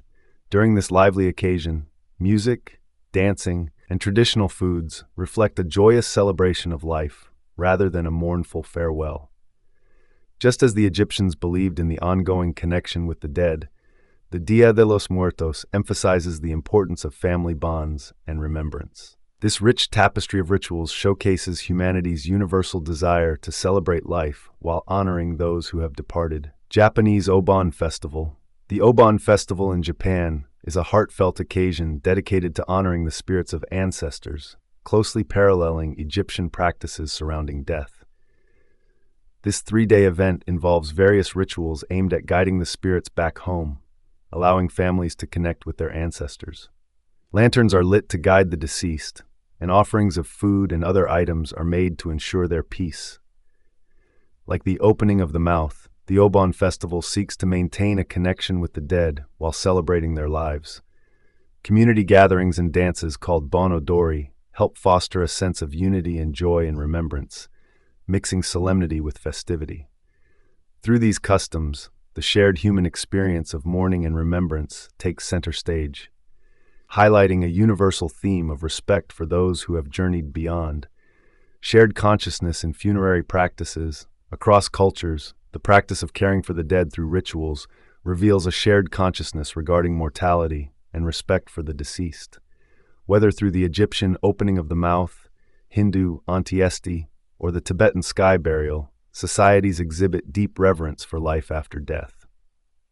These rituals often serve as a means of processing grief and maintaining ties with ancestors. This shared theme extends to various global traditions, where rituals aim to facilitate the transition of souls into another realm. Each culture has developed unique ceremonies, but the underlying principle remains. Honoring and remembering those who have passed is a universal act of love and connection. These practices remind us that while the specifics may differ, the human experience of sorrow, love, and lifelong remembrance binds us all. The legacy of the opening of the mouth. The opening of the mouth ritual left a lasting imprint on Egyptian culture and beyond, influencing later religious practices and burial customs. This section looks at how this ancient tradition continues to resonate through time and its relevance in modern discussions about death and memory. Influence on later cultures. the opening of the mouth ritual has left an indelible mark on various cultures across history. Its core concept, restoring the senses and ensuring a smooth transition into the afterlife, has influenced numerous traditions surrounding death. For instance, in some cultures, rituals focused on honoring the dead mirror the Egyptians' emphasis on sensory restoration. Elements of providing offerings and prayers to aid the deceased's journey can be seen in many religious practices, from Catholic masses for the dead to elaborate funerals in Hinduism. Moreover, the desire to celebrate the lives of those who have passed away and to assist them in their journey beyond reflects long-standing human beliefs about legacy and memory. As societies evolved, these ancient practices morphed and adapted, showcasing a deep-rooted fascination with both honoring and remembering those who have gone before us. Modern interpretations today, many contemporary death practices bear striking resemblances to the ancient opening of the mouth ritual. Funerals often include symbolic acts that resonate with the idea of preparation for the afterlife. For example, the act of dressing the deceased in their favorite clothes or surrounding them with meaningful items echoes the Egyptian tradition of equipping the dead for their journey. Additionally, modern memorial services frequently integrate rituals that aim to celebrate life while providing comfort to the grieving. This blend of remembrance and the hope for an afterlife aligns closely with ancient Egyptian beliefs, proving that the essence of these sacred ceremonies endures, adapting to fit contemporary values and practices related to death and remembrance. Archaeological discoveries have illuminated the intricacies of the opening of the mouth ritual, providing rich insights about ancient Egyptian society. Excavations of tombs, where such rituals were conducted, revealed detailed iconography and offerings that accompanied the deceased. For instance, artifacts, inscriptions, and burial items serve as tangible links to how the Egyptians understood death and the afterlife. Moreover, studying these sites enhances our knowledge of social structure, religious beliefs, and daily life during the time. These insights underscore the importance Egyptians placed on rituals like the opening of the mouth, showing that their meticulous preparations extended far beyond mere superstition. They were foundational to their understanding of existence itself. Philosophical resonance. The concepts embodied by the opening of the mouth ritual strike a chord with many modern philosophical discussions about legacy, memory, and the human experience. As society grapples with the nature of existence and what happens after death, the ritual's emphasis on preparing for the afterlife resonates profoundly with contemporary inquiries into how we want to be remembered. Furthermore, the idea of maintaining connections with the departed continues to be significant. This reflects broader existential themes, such as the significance we place on our memories and the traces we leave behind. The philosophical undercurrents of the opening of the mouth remind us that, throughout history, humanity has sought not only to understand death but to cultivate a lasting influence long after one's physical presence fades. Chapter 11. Sati in India. The controversial tradition of sati, where widows would self-immolate on their husbands' funeral pyres, raises profound questions about gender, loyalty, and societal expectations. Historically regarded as an ultimate expression of devotion, this tragic practice has been both revered and condemned. In this chapter, we'll take a closer look at the historical context of sati, its implications for women in society, and the ongoing dialogue around this practice in contemporary India. The historical roots of sati. The tradition of sati can be traced back to ancient India, with references found in texts dating as far back as the Gupta period. Its roots are intertwined with notions of loyalty, honor, and the role of women in society. Understanding these historical roots helps shine a light on why this practice became accepted. References in ancient texts. The tradition of sati has its roots in ancient Indian scriptures, notably the Manusmriti, which extols the virtue of loyalty in wives. This text depicts a devoted wife as someone who embodies righteousness and honor, setting a cultural standard that intertwined women's identities with their husbands. Such ideals laid down a framework that elevated the act of self-immolation on a husband's funeral pyre as the highest form of loyalty and devotion a widow could exhibit. Additionally, Epic tales in Hindu mythology, like those in the Ramayana and Mahabharata, depict instances of women choosing death over living a life without their husbands. These narratives glorified self-sacrifice and reinforced the notion that a woman's value was often tied to her relationship with her husband. Understanding these references helps to explain how sati became a respected tradition, seen by many as a sacred act rather than a mere social ritual. Religious sanctioning.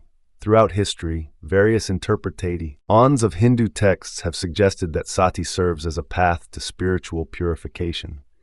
Among certain communities, the practice was viewed as a means for widows to attain a higher spiritual status, reinforcing the belief that self-immolation could lead to liberation from the cycle of rebirth.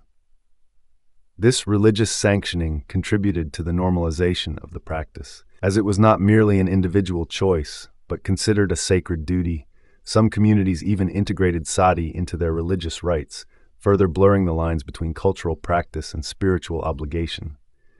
As a consequence, the act was often exalted during ceremonies, thus perpetuating its acceptance and inflicting societal pressure on widows. The intertwining of religious justification with cultural tradition illustrates how deeply entrenched the practice became in the societal fabric of India. Regional variations. The practice of sati was not uniform across India. Its acceptance and frequency varied significantly by region. In some areas, particularly in parts of Rajasthan and Madhya Pradesh, the tradition was more ardently embraced due to local customs that celebrated it as a noble act. Other regions, however, exhibited less adherence to the practice, often influenced by differing local customs, economic factors, and social structures that either supported or marginalized the tradition. Additionally, the rationale behind these regional variations often involved local myths and historical narratives, where the valor of women was linked to acts of heroism and self-sacrifice. The divergent acceptance highlights the complexity of sati's history. Far from being a monolithic tradition, it was shaped by various sociocultural dynamics that influenced its practice over centuries. Influence of warrior culture. Within the context of ancient Indian warrior culture, the values of honor and bravery were paramount. In societies that celebrated martial prowess, widows faced societal pressure to participate in sati as a means of upholding their family's prestige. The idea was that by self-immolating, a widow demonstrated unwavering loyalty to her deceased husband, ensuring his honor continued even in death. This expectation was particularly potent in regions with a strong warrior class, where women were often seen as the bearers of family honor. The tradition of sati thus became entangled with notions of courage and valor, compelling some widows to view the act not just as a personal choice, but as an obligation to preserve their family's legacy. Such dynamics underscore the powerful influence of martial values in shaping societal norms and expectations around women's roles in life and death. The social dynamics surrounding sati was not just a personal choice. It was deeply embedded in the societal fabric of ancient and medieval India. This section explores the societal expectations that pressured women into this tragic fate. Patriarchal society. In ancient and medieval India, society was predominantly patriarchal, with women's identities intricately linked to their male counterparts. Women were often seen primarily as daughters, wives, and mothers, lacking autonomy in defining their own roles.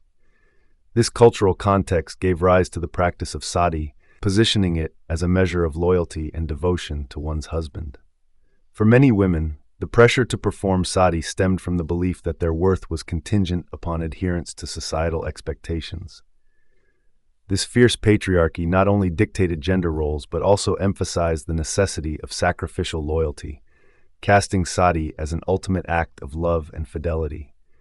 The choice to embrace or reject this practice was rarely fully in a woman's hands, as familial and societal expectations loomed large over individual desires and agency. Community support and participation. The phenomenon of sati was not merely a solitary act.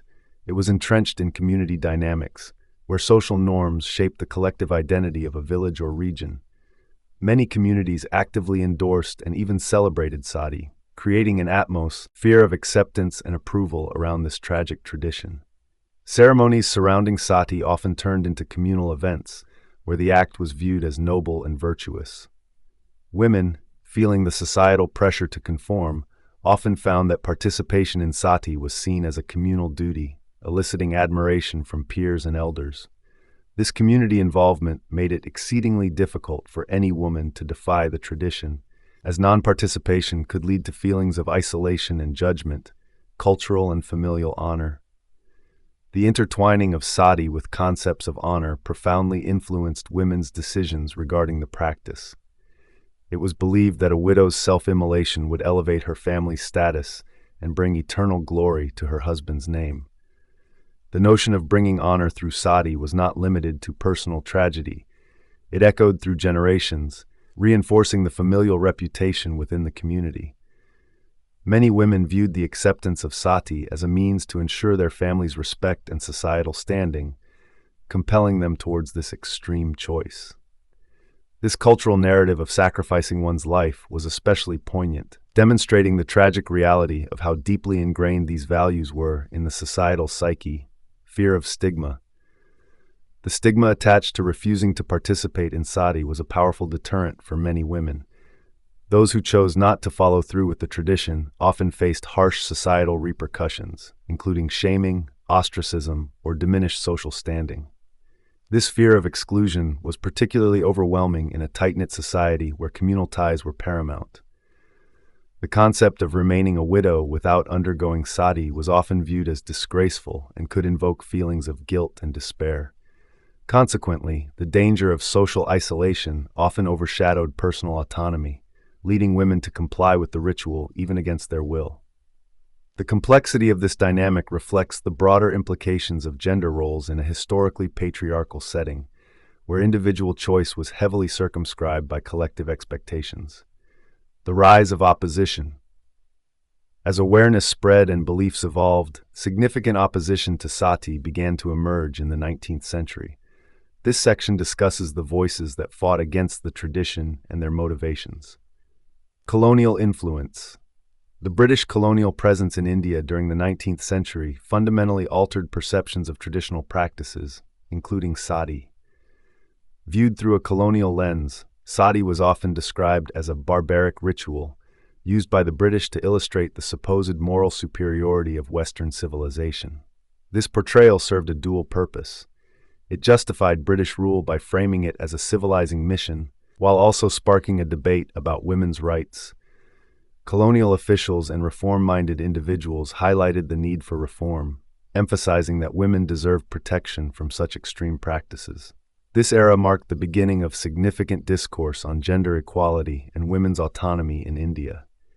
As a result, the opposition to sati became a catalyst for larger conversations around women's liberation and the need for societal reform.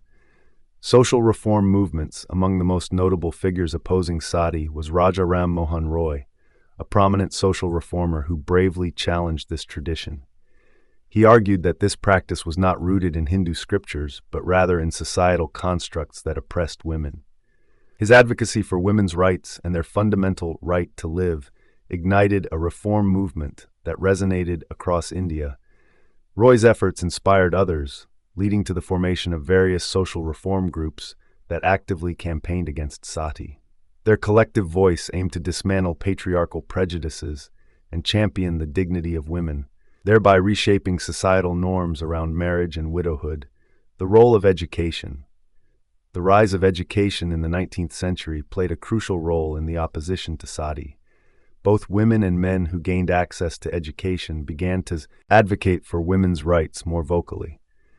Educated advocates used their knowledge to challenge societal norms and promote awareness of women's autonomy. This newly educated populace saw the potential for societal change and embraced modern ideas about gender equality. Schools and activism combined, creating an environment where educated voices could confront age-old traditions like sati. Through literature, speeches, and organized movements, they sowed the seeds for future reforms that sought to empower women. Legal abolition efforts. The culmination of opposition efforts reached a critical juncture in 1829 when the British government formally abolished sati in India. This marked a major turning point in the treatment of women and the fight against oppressive traditions. The law was driven by reformers' advocacy as well as changing perceptions within both Indian and British societies. The abolition of sati set a precedent for further legal reforms aimed at protecting women's rights. It highlighted the importance of legislative action as a means to improve gender equality. While the end of sati did not solve all issues of women's rights in India, it represented a significant achievement in the ongoing struggle for autonomy and dignity.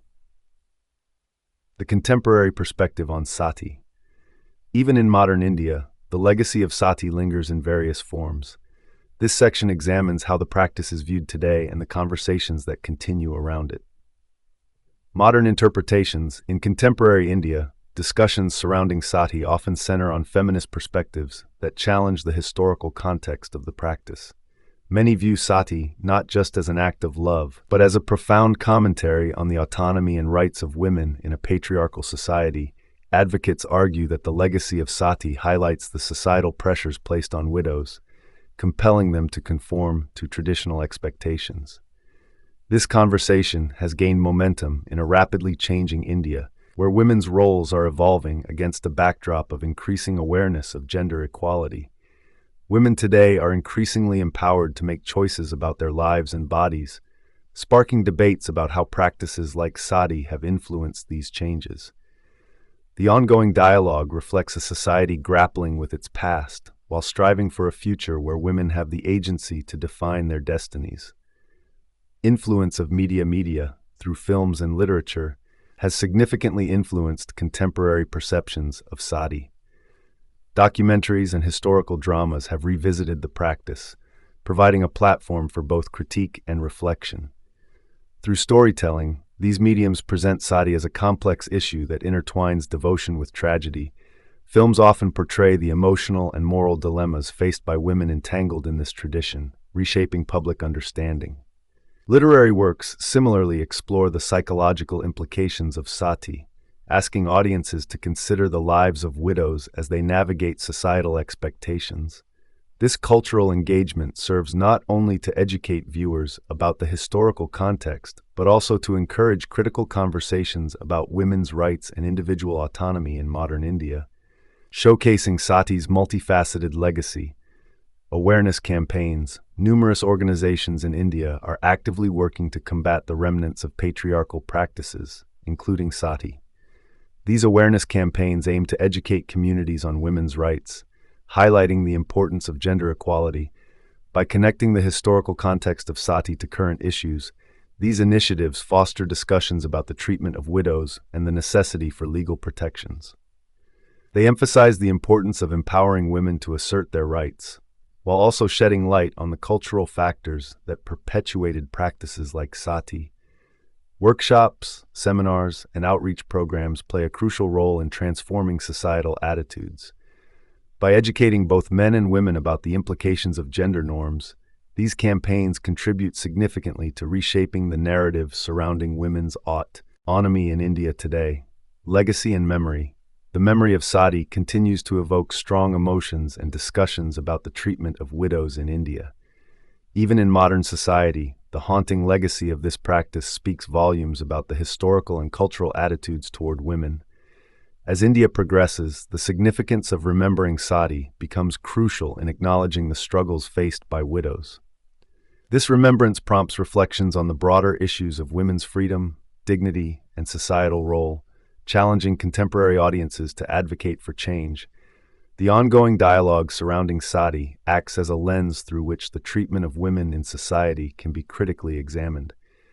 By recognizing its legacy, activists and scholars alike hope to inspire a future where women can live free from the shadow of historical injustices. Chapter 12. Medieval Dancing Plagues.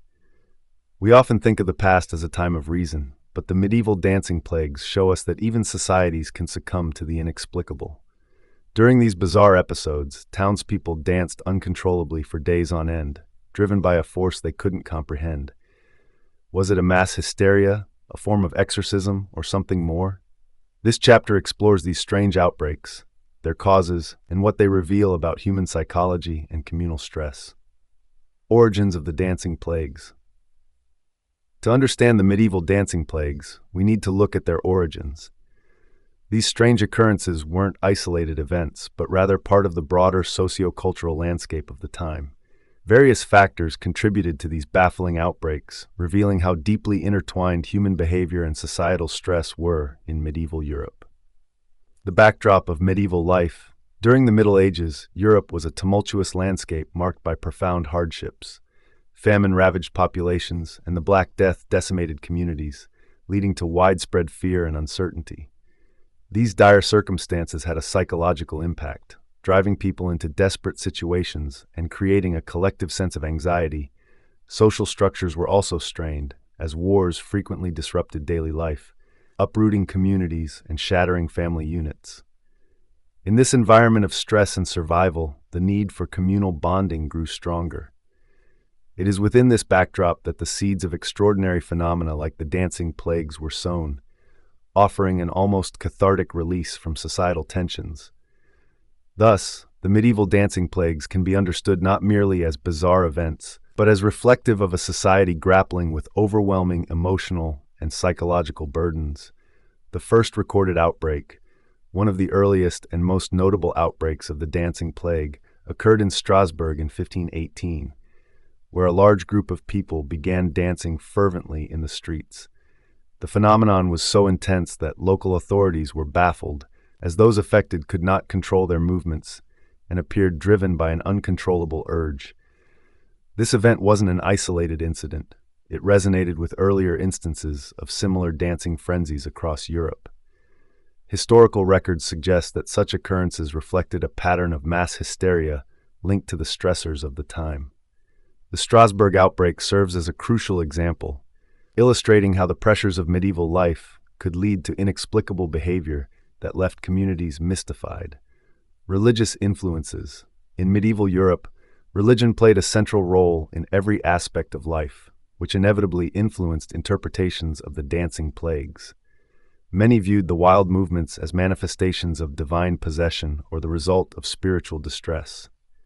The idea that one was possessed by a saint or demon was not uncommon, and such beliefs fueled the fervor surrounding these events.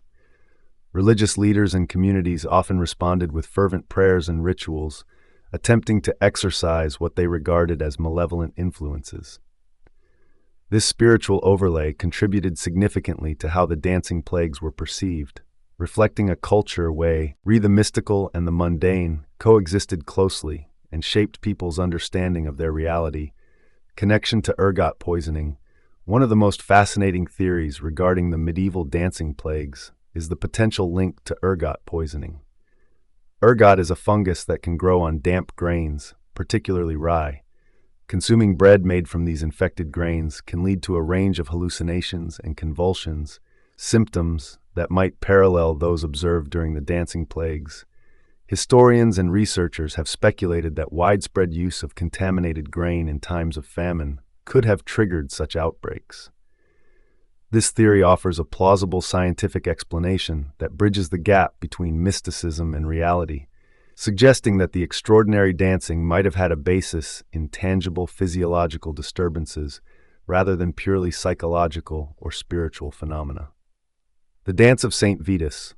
One specific outbreak is associated with St. Vitus, the patron saint of dancers. The Dance of St. Vitus was a significant event that involved a frenzied group of people reportedly unable to stop dancing. This phenomenon was more than just entertainment. It took on a religious tone amidst the mania. Veneration of St. Vitus. The Dance of St. Vitus is deeply intertwined with the veneration of St. Vitus himself, known as the patron saint of dancers.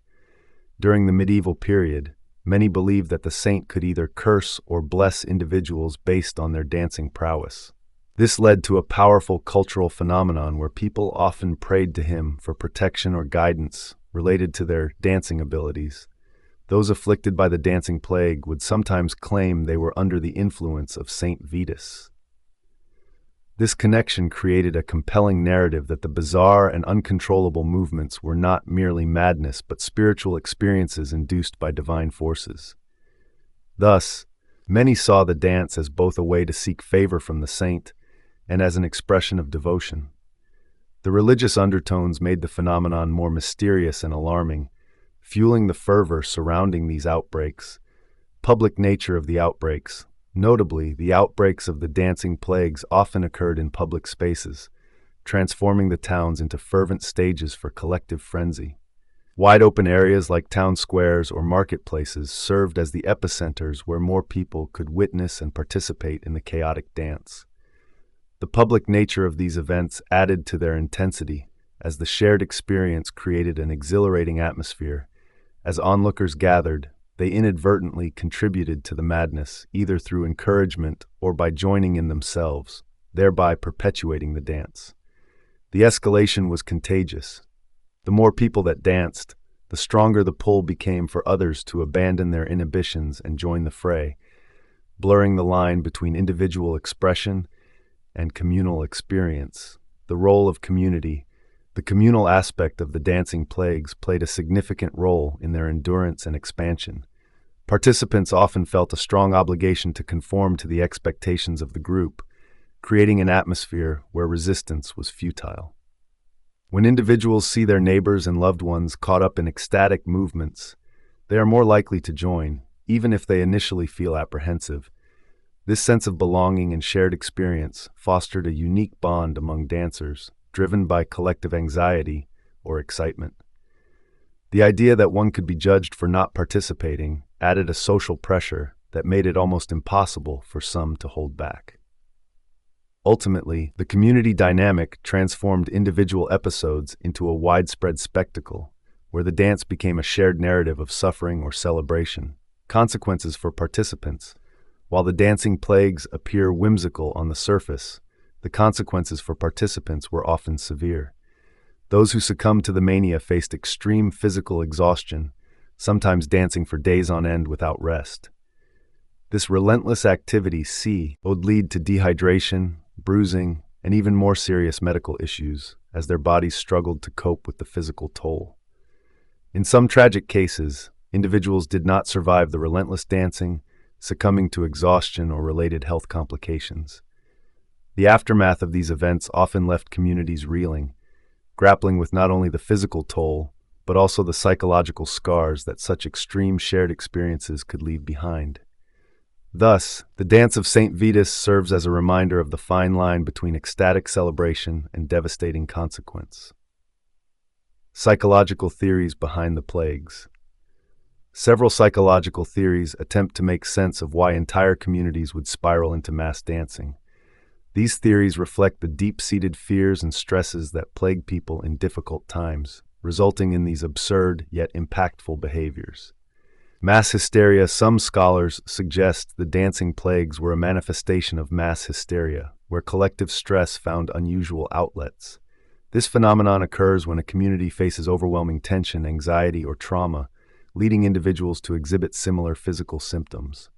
In medieval times, people were often subjected to hardships like famine, disease, and societal unrest, fostering an environment ripe for such reactions.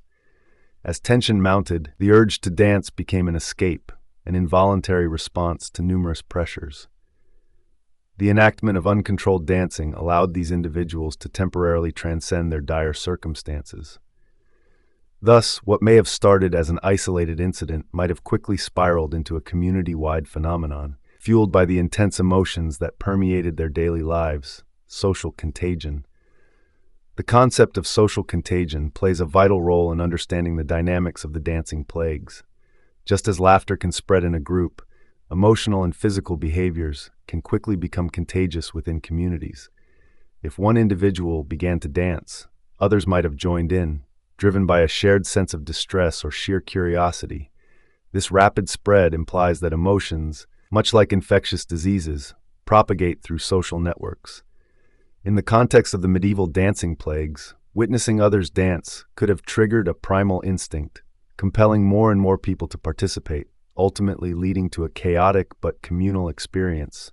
Symbolic expression. Dancing during these episodes also served as a symbolic expression of the collective frustrations and terrors faced by those communities.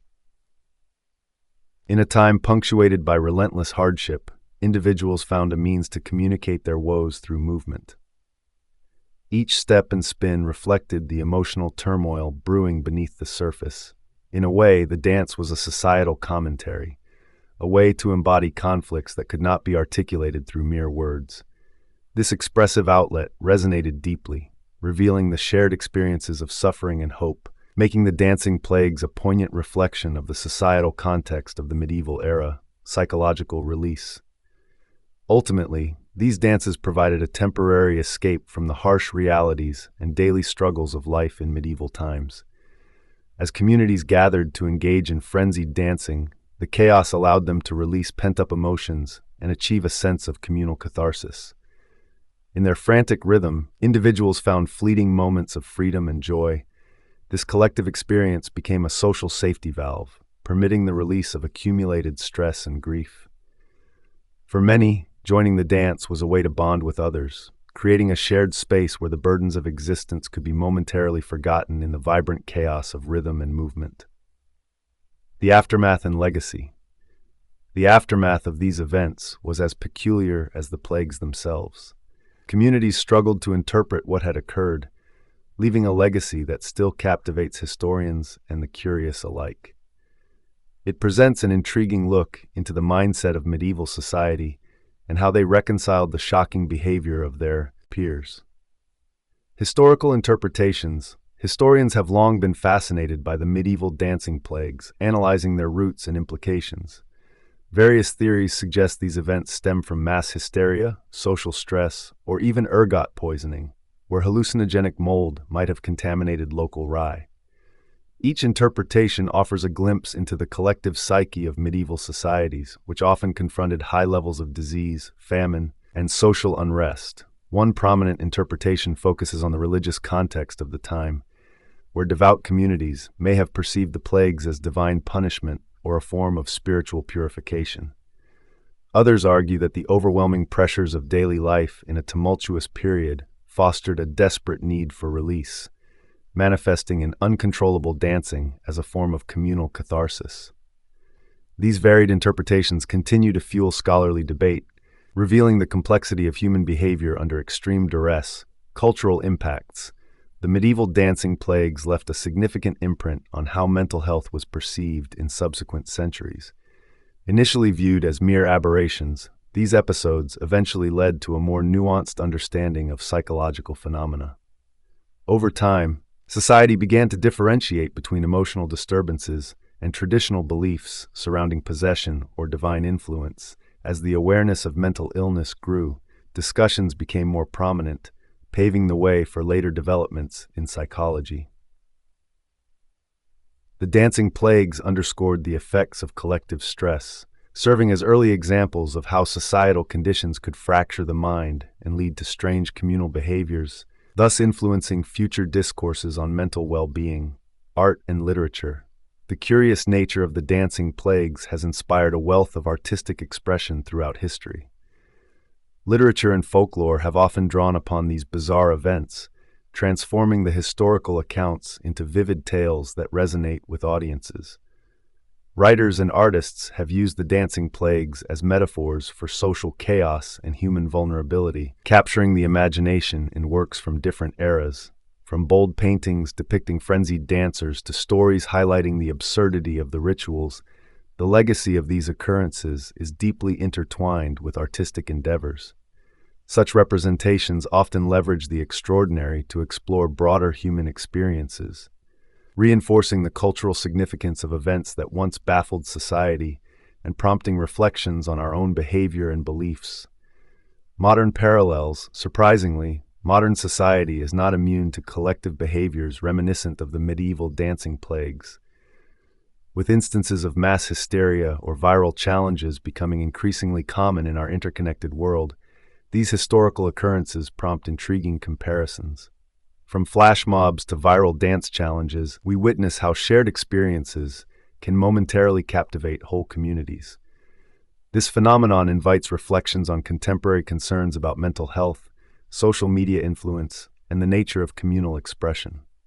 Just as those in medieval times sought release from societal pressures, today's collective behaviors can reveal deep-seated issues, suggesting that while the context may have changed, the underlying human experience remains strikingly similar.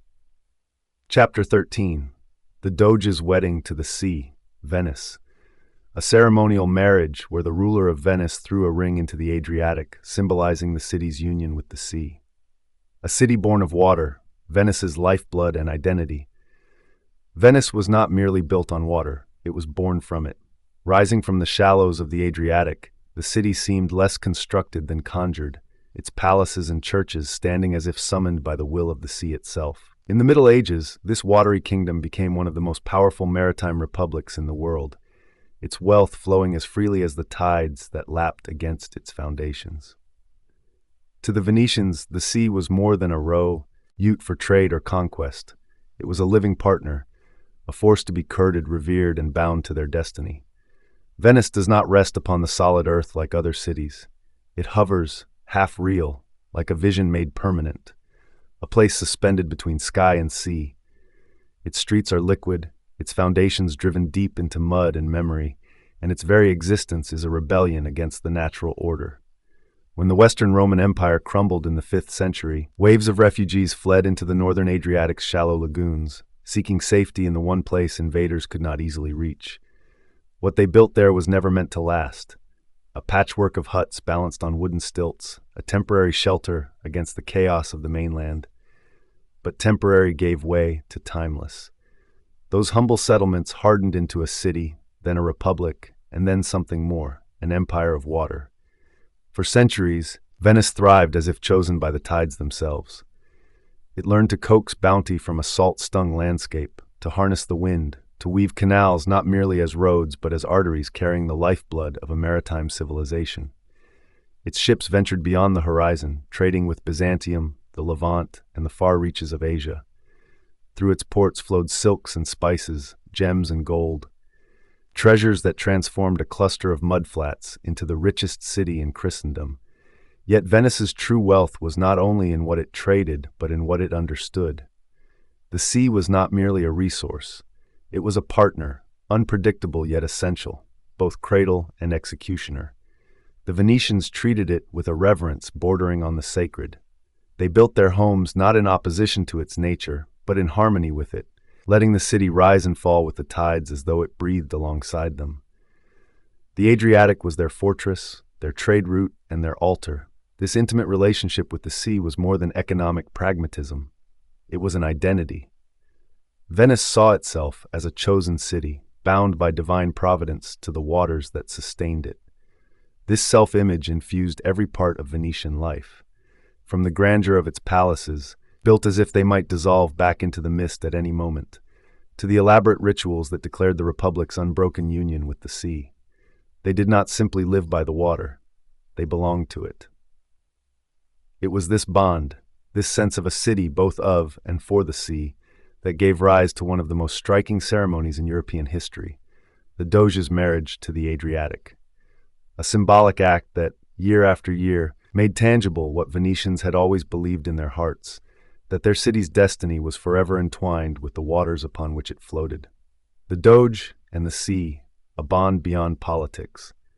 At the heart of this relationship stood the Doge, Venice's elected ruler. His authority did not merely extend over the city's people, but symbolically over the sea that sustained them. Yet this was not domination. The Doge's role was to affirm the bond, to treat the Adriatic not as conquered territory, but as a bride. Thus was born a ritual of profound symbolism, the marriage between Venice and the sea, a ceremony meant to proclaim the eternal union of the Republic and the waters upon which it floated. The marriage between Venice and the Adriatic was not mere pageantry. It was political theater with sacred undertones. From as early as the year 1000, when Doge Pietro II Orseolo led his fleet to liberate Dalmatian shores from pirates, Venetians began to view their city's security and success as intrinsically tied to control of the sea. That victory crystallized Venice's maritime destiny and planted the seeds for a ceremony that would symbolize more than conquest. Sovereignty granted not by land, but by floating dominion. On Ascension Day, the Doge would board the imposing Bucentaur, a floating palace adorned with gold and symbolism, and glide toward the open lagoon, accompanied by clergy, nobles, foreign emissaries, and the faint toll of bells. This was an event forged at the intersection of power, tradition, and religious ritual. At precisely the edge of Venice's aquatic domain, the Doge received a consecrated golden ring, an emblem of authority from the patriarch or papal legate. With solemn words, Disponsimus te mar insignum veri perpetuic dominii. We wed thee, O sea, as a sign of true and perpetual dominion. The Doge cast the ring into the depths, binding Venice's fate to the tides. Far from a quaint relic of Byzantium or a hollow gesture, this ritual was purposeful, to reassure Venetians and foreign powers alike that control of the Adriatic was divinely sanctioned, politically inviolate, and spiritually profound. It framed the sea not as subject to Venice, but as an entity in a covenant, a deity of commerce, defense, and identity. In the wake of the 1177 Treaty of Venice, arranged by Doge Sebastiano Ziani with Pope Alexander III and Emperor Frederick Barbarossa, the ceremony was elevated, imbued with papal blessing and international legitimacy. Over 6 centuries, this ritual was enacted with unwavering formalism. The Doge wore resplendent robes, golden brocade, corno ducal, command rod in hand, amid a flotilla that communed with both heaven and deep water. In this act of wedlock, the sea became personified, a partner to the Republic, a source of prosperity, a bulwark against invasion. The ceremony was more than carnival. It was an affirmation of Venice's consciousness, its belief that their power was both a gift and a duty bestowed by the ever-shifting sea. When Napoleon's forces abolished the Republic in 1797, the ceremony was silenced, and the Bucentaur, its floating throne, burned on Napoleon's orders. But the legacy endured. In 1965, Venice resurrected the rite, entrusting its modern mayor with the Doge's role, and reviving the annual symbolism as a gesture of cultural continuity. Today, the marriage of the sea remains a living mythos, not as a relic of empire, but as a testament to Venice's timeless bond with the water that sustains and defines it. The ceremony of the Golden Ring, symbolism and spectacle. Each year, on Ascension Day, the Doge would set sail on the Bucentaur, an opulent state barge adorned with gold and crimson, accompanied by nobles, clergy, and the rhythmic toll of bells. As the vessel glided into the open waters, the Doge would lift a golden ring and cast it into the sea, declaring, "We wed thee, O sea," as a sign of true and perpetual dominion. It was spectacle and sacrament combined, a union of earthly politics and mystical ritual, binding a city to its element in a gesture both intimate and imperial. It was called l'Ascensa, the Feast of the Ascension, and for centuries it marked one of the most dazzling and meaningful spectacles in the Venetian calendar. But to call it a festival would be too simple. This was a ritual, an act of theater where the city's very soul was staged upon the shimmering waters of the lagoon. On that day, the Doge, the embodiment of the Republic, emerged from the ducal palace, dressed in finery that spoke of Venice's wealth and dignity. He wore golden robes heavy with embroidery and the corno ducale, the unique horn-shaped cap that crowned his authority. Yet he was not alone. Behind him came an entourage of nobles, clergy, and foreign dignitaries, each step echoing the weight of centuries. They filed onto the Bucentaur, a barge that was more floating palace than ship, resplendent in crimson and gold, its decks crowded with banners, trumpets, and the watchful eyes of Venice's ruling elite. As the vessel slipped away from the city and into the lagoon, the ceremony shifted from civic to sacred.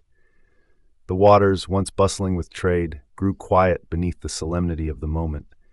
All eyes turned toward the Doge as he held a golden ring, no simple ornament, but a symbol of Venice's eternal pact with the sea. The act was simple, but its meaning immense. With a brief prayer and a steady hand, the Doge cast the ring into the water. In that moment, Venice was not merely blessing the sea, it was marrying it, reaffirming a covenant as binding as any union between lovers. The words spoken were as deliberate as the gesture. Disponsimus te mare insignum veri perpetuic domini. We wed thee, O sea, as a sign of true and perpetual dominion. They were not just a declaration of power, they were a vow, both possessive and devotional. To the Venetians, this was more than politics or pageantry. It was sacrament. The Adriatic was not conquered territory. It was a partner, capricious, life-giving, and indispensable. And so, the golden ring sank beneath the waves, disappearing into the depths as if received by the sea itself. For the spectators gathered on nearby vessels, for the onlookers crowding the city's quays, and for the merchants who depended on those waters for their fortunes, the message was clear. Venice was eternal, its dominion secured not by swords or treaties, but by a marriage solemnized anew each year. From tradition to legend, how the ritual endured through the ages. This wedding to the sea endured for centuries, long after Venice's power began to wane. Even as empires rose and fell, the ritual persisted, becoming less a declaration of dominion and more a love letter to a city's soul. To this day, echoes of the ceremony remain, whispered in festivals, preserved in paintings, and remembered in the silent glide of gondolas across moonlit canals. For Venice, the sea was not merely a backdrop to history, it was its greatest partner, a union sealed in gold and legend. As the centuries turned, the wedding of the Doge and the sea became more than an act of statecraft. It became a legend, a story Venetians told themselves about who they were and what their city meant to the world. Long after its origins in the practical assertion of maritime dominance, the ritual evolved into a sacred theater of identity. Each year the spectacle unfolded like a liturgy. The golden barge, the solemn vow, the silent sinking of the ring. It was history performed, power sanctified, and memory kept alive upon the tide. For Venice, the ceremony served as a constant reminder that its prosperity flowed not from fortresses or farmland, but from an ever-shifting alliance with the waters themselves. This was a republic that owed its very existence to its ability to master and honor the Adriatic. Yet there was humility hidden in the grandeur. To marry the sea was to acknowledge that it could never be fully tamed. The ring was not a chain, it was a promise, a recognition that survival depended as much on respect as it did on rule. But like all golden ages, Venice's dominion waned. By the late 18th century, the city was but a shadow of its former power. In 1797, Napoleon's troops marched in and dissolved the republic, extinguishing a 1,000-year-old experiment in maritime sovereignty. The Bucentaur, that floating throne of state, was destroyed, and with it the ritual seemed lost to the waters of history. And yet, Venice has a way of defying finality.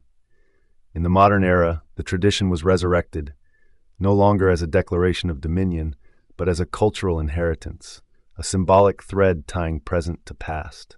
Today, the mayor of Venice assumes the Doge's role during the Festa della Senza, casting a ring into the lagoon in a gesture that recalls the grandeur of a vanished republic.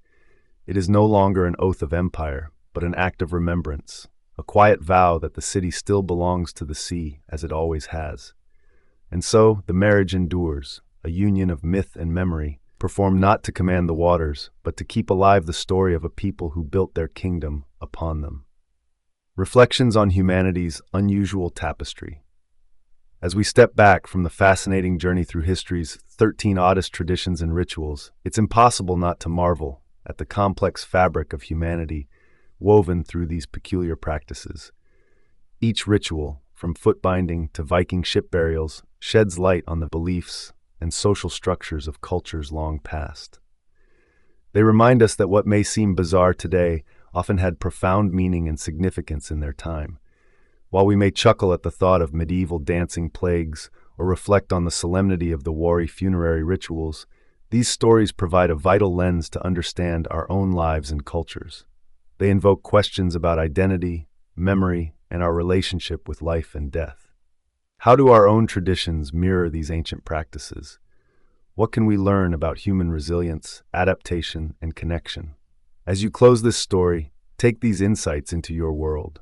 Celebrate the strange and the beautiful in your own traditions, and remember that every act of remembrance, love, and community, no matter how odd it may seem, binds us together. So go forth with curiosity, embrace cultural nuances, and cherish the diversity of human expression. Your journey through history does not end here. Rather, it opens a door to a deeper understanding of the rich tapestry of humanity.